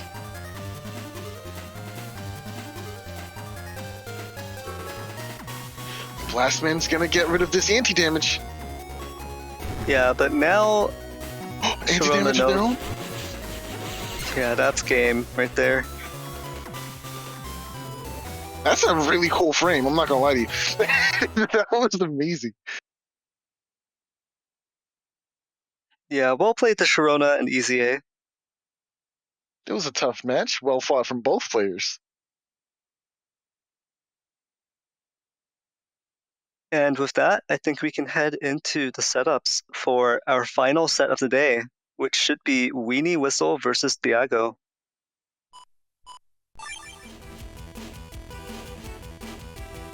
Okay, so WeenieWhistle versus Thiago. This is going to be an interesting matchup. V code versus B with a little bit of L in there for that nice uninstall.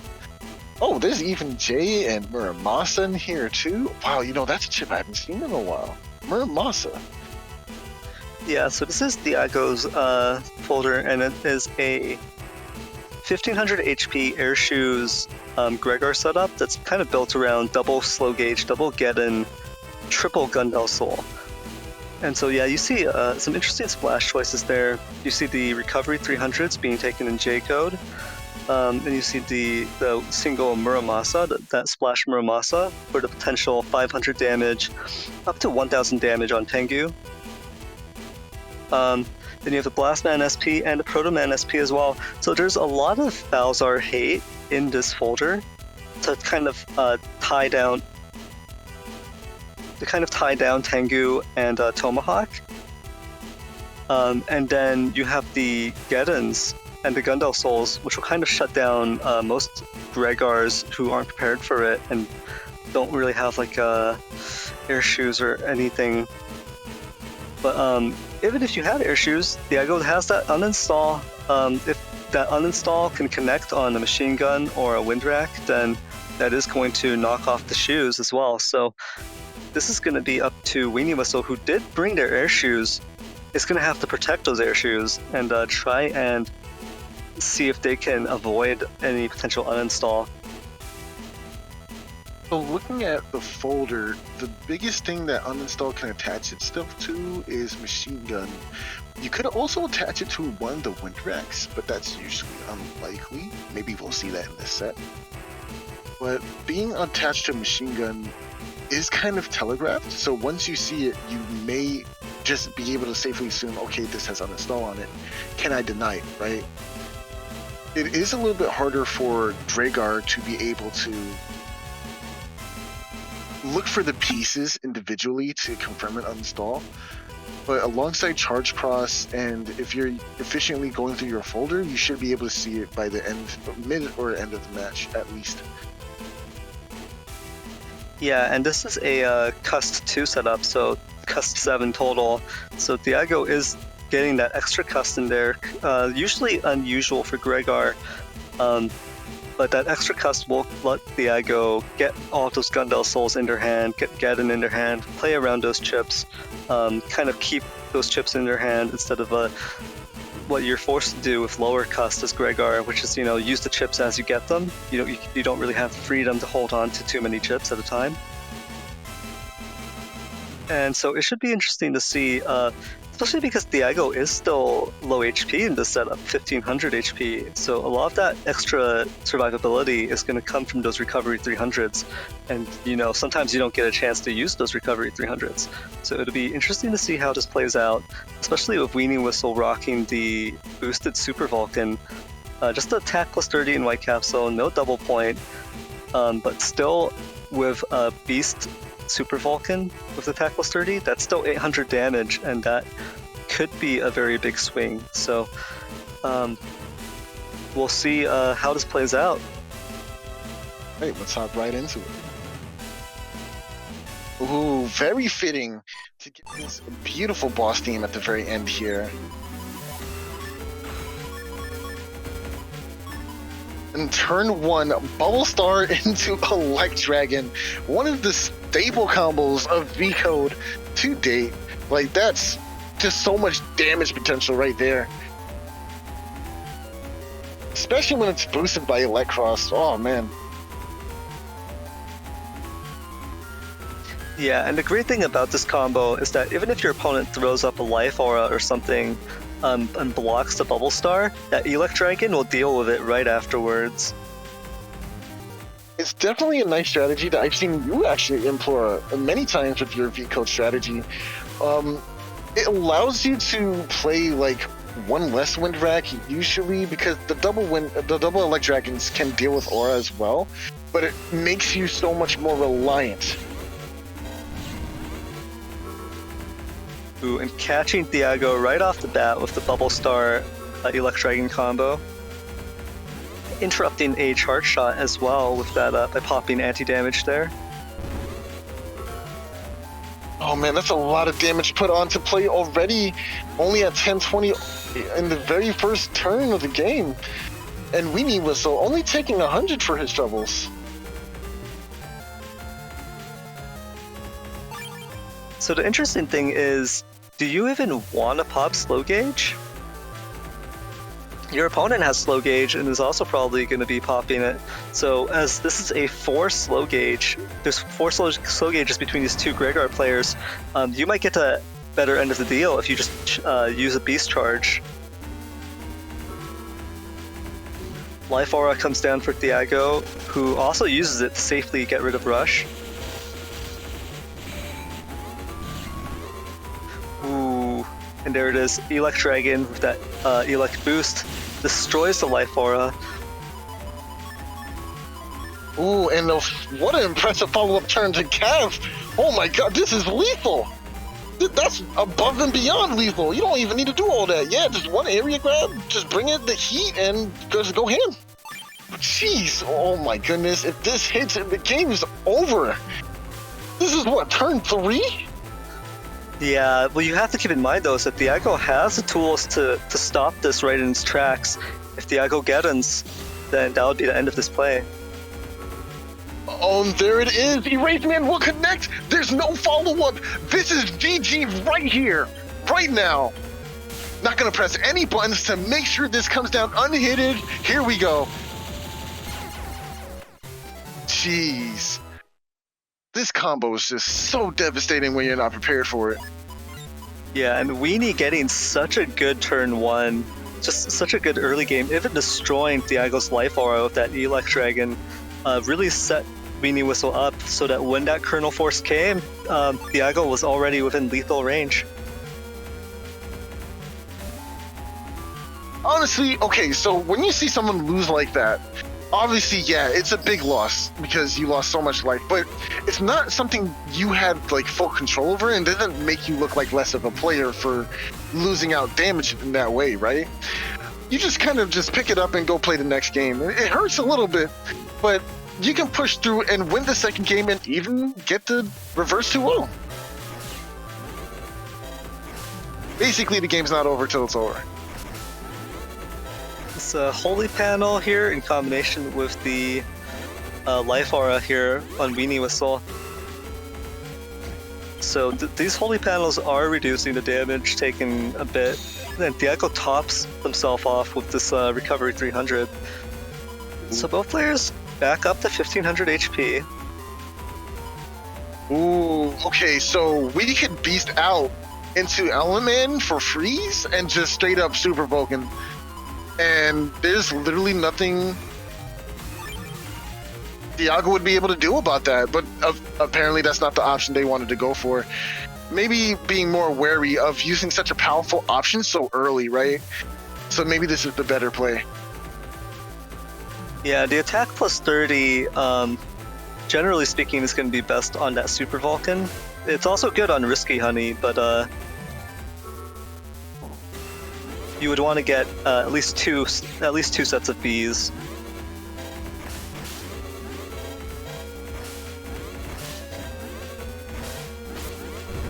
Nice. Nice. This will be a decross here, and it lands very nice. Gonna get some bees to follow up on this as well. Oh, and the double! Oh, and because of the super armor, was stuck in this position. Gonna have to, oh, the lack of super armor rather, had to eat the rest of those Tomahawk hits. Oh my gosh, what a hand. Wow, what a hand. There's so much damage here. Yeah, I think you want the reverse of that, right?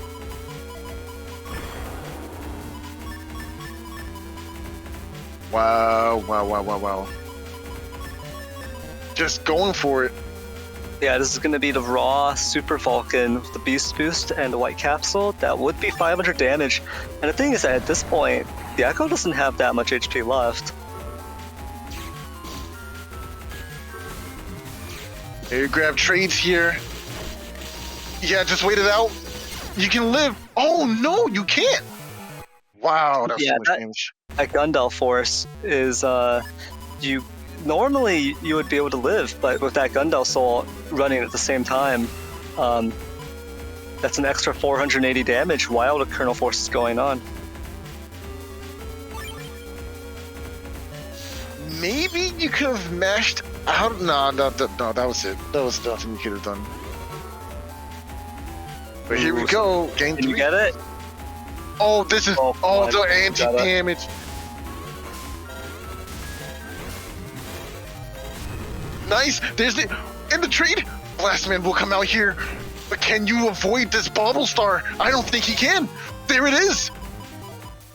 Can't walk forward either. Stepping up will allow you to get hit though. Oh, this is gonna be rough timing for Thiago. Maybe if they cross and step forward. No, if you step forward, you're gonna get clipped. You have to step up here. That's the only way you can go. Yeah, you gotta step up and hope that that conveyor panel takes you out of harm's way quickly enough. But I think really Thiago's gonna have to switch out of charge cross here. Yes. Yeah, you don't want to take this times two. Oh, it gets clipped anyway! Oh my gosh.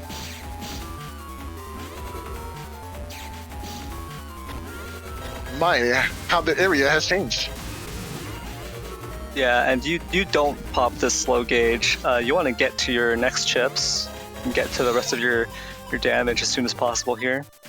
Oh, this is actually a big punish. The lack of super armor means you either cross or beast out in order to regain mobility here, or you're forced to take whatever follow-up this is. Or you could also have like a TFC, of course. Maybe like life or some kind of defensive chip.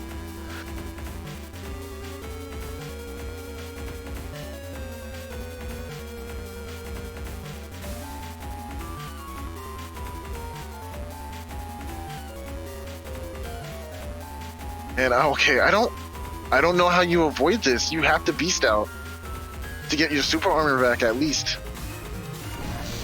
There it is. Yeah, okay. there it is. Oh, but it still connects. That sucks. I'm so sorry, Dia. And gets a follow-up here. Oh, but the life force is going to be met by this erase man. Oh, just a little too slow on the uptake.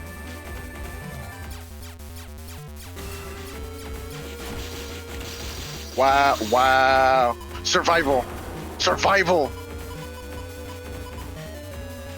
Was that the last shot? You have time to step back though. Oh my gosh. Okay, you have time to step back. You gotta go for it. No, he's flashing though. He's flashing. That's really bad. How do you deal with the flash?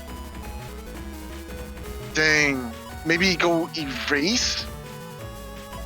No, that doesn't work either. Dang, you can't go erase. Oh, this is really tough. Yeah, this sequence is actually pretty terrible.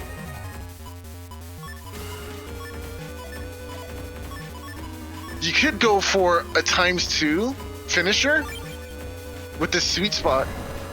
Okay, step back. Nice. Judge, man. What's the follow-up to this? Oh, the get in, that's so smart. That's game. Oh. Is it though? It's not over till it's over.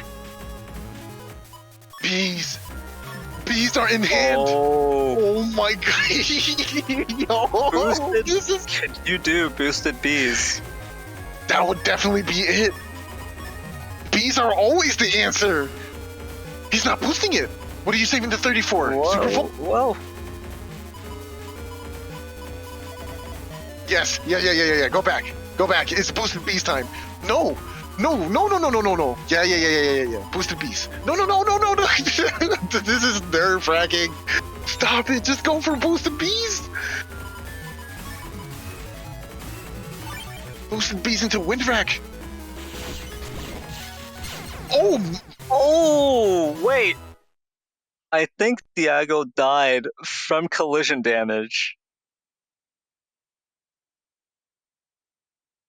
I think Thiago was deleted by the collision damage right there. Don't touch me or my personal space. This is my personal space. Wow. All right. So that was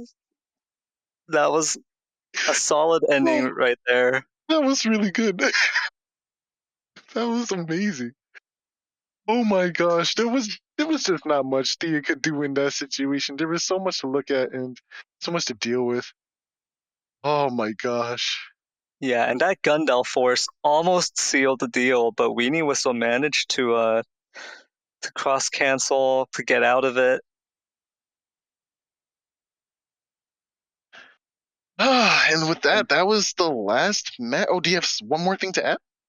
No, that's it. That was our last set of the day, and All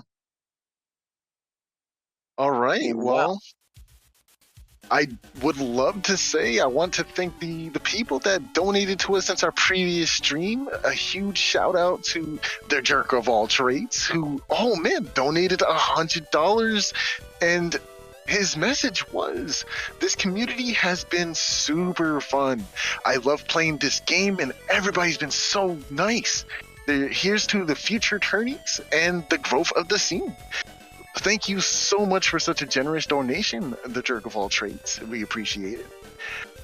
And if you thought this week was rough and the battles were fierce, stay tuned, because next week we continue the round robin stage of the tournament, which is the Blood Moon tournament that we have going on currently, if you didn't notice.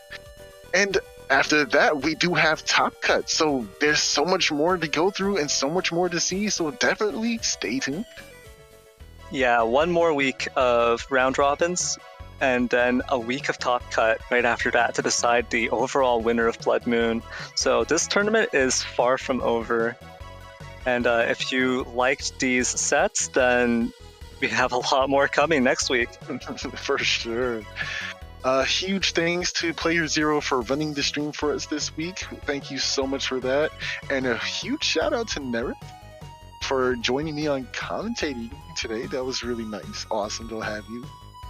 Yeah, it was great to have you as well, Soul. And I also want to give a shout out to Salad for all of the work they do for the stream and getting everything set up. So, and of course, playerzero for operating the stream. Absolutely. Yeah, and I think that does it. So thank you all. Thanks to everyone for tuning in, and thanks for joining us for this week's Blood Moon stream. And I think we'll see you next week.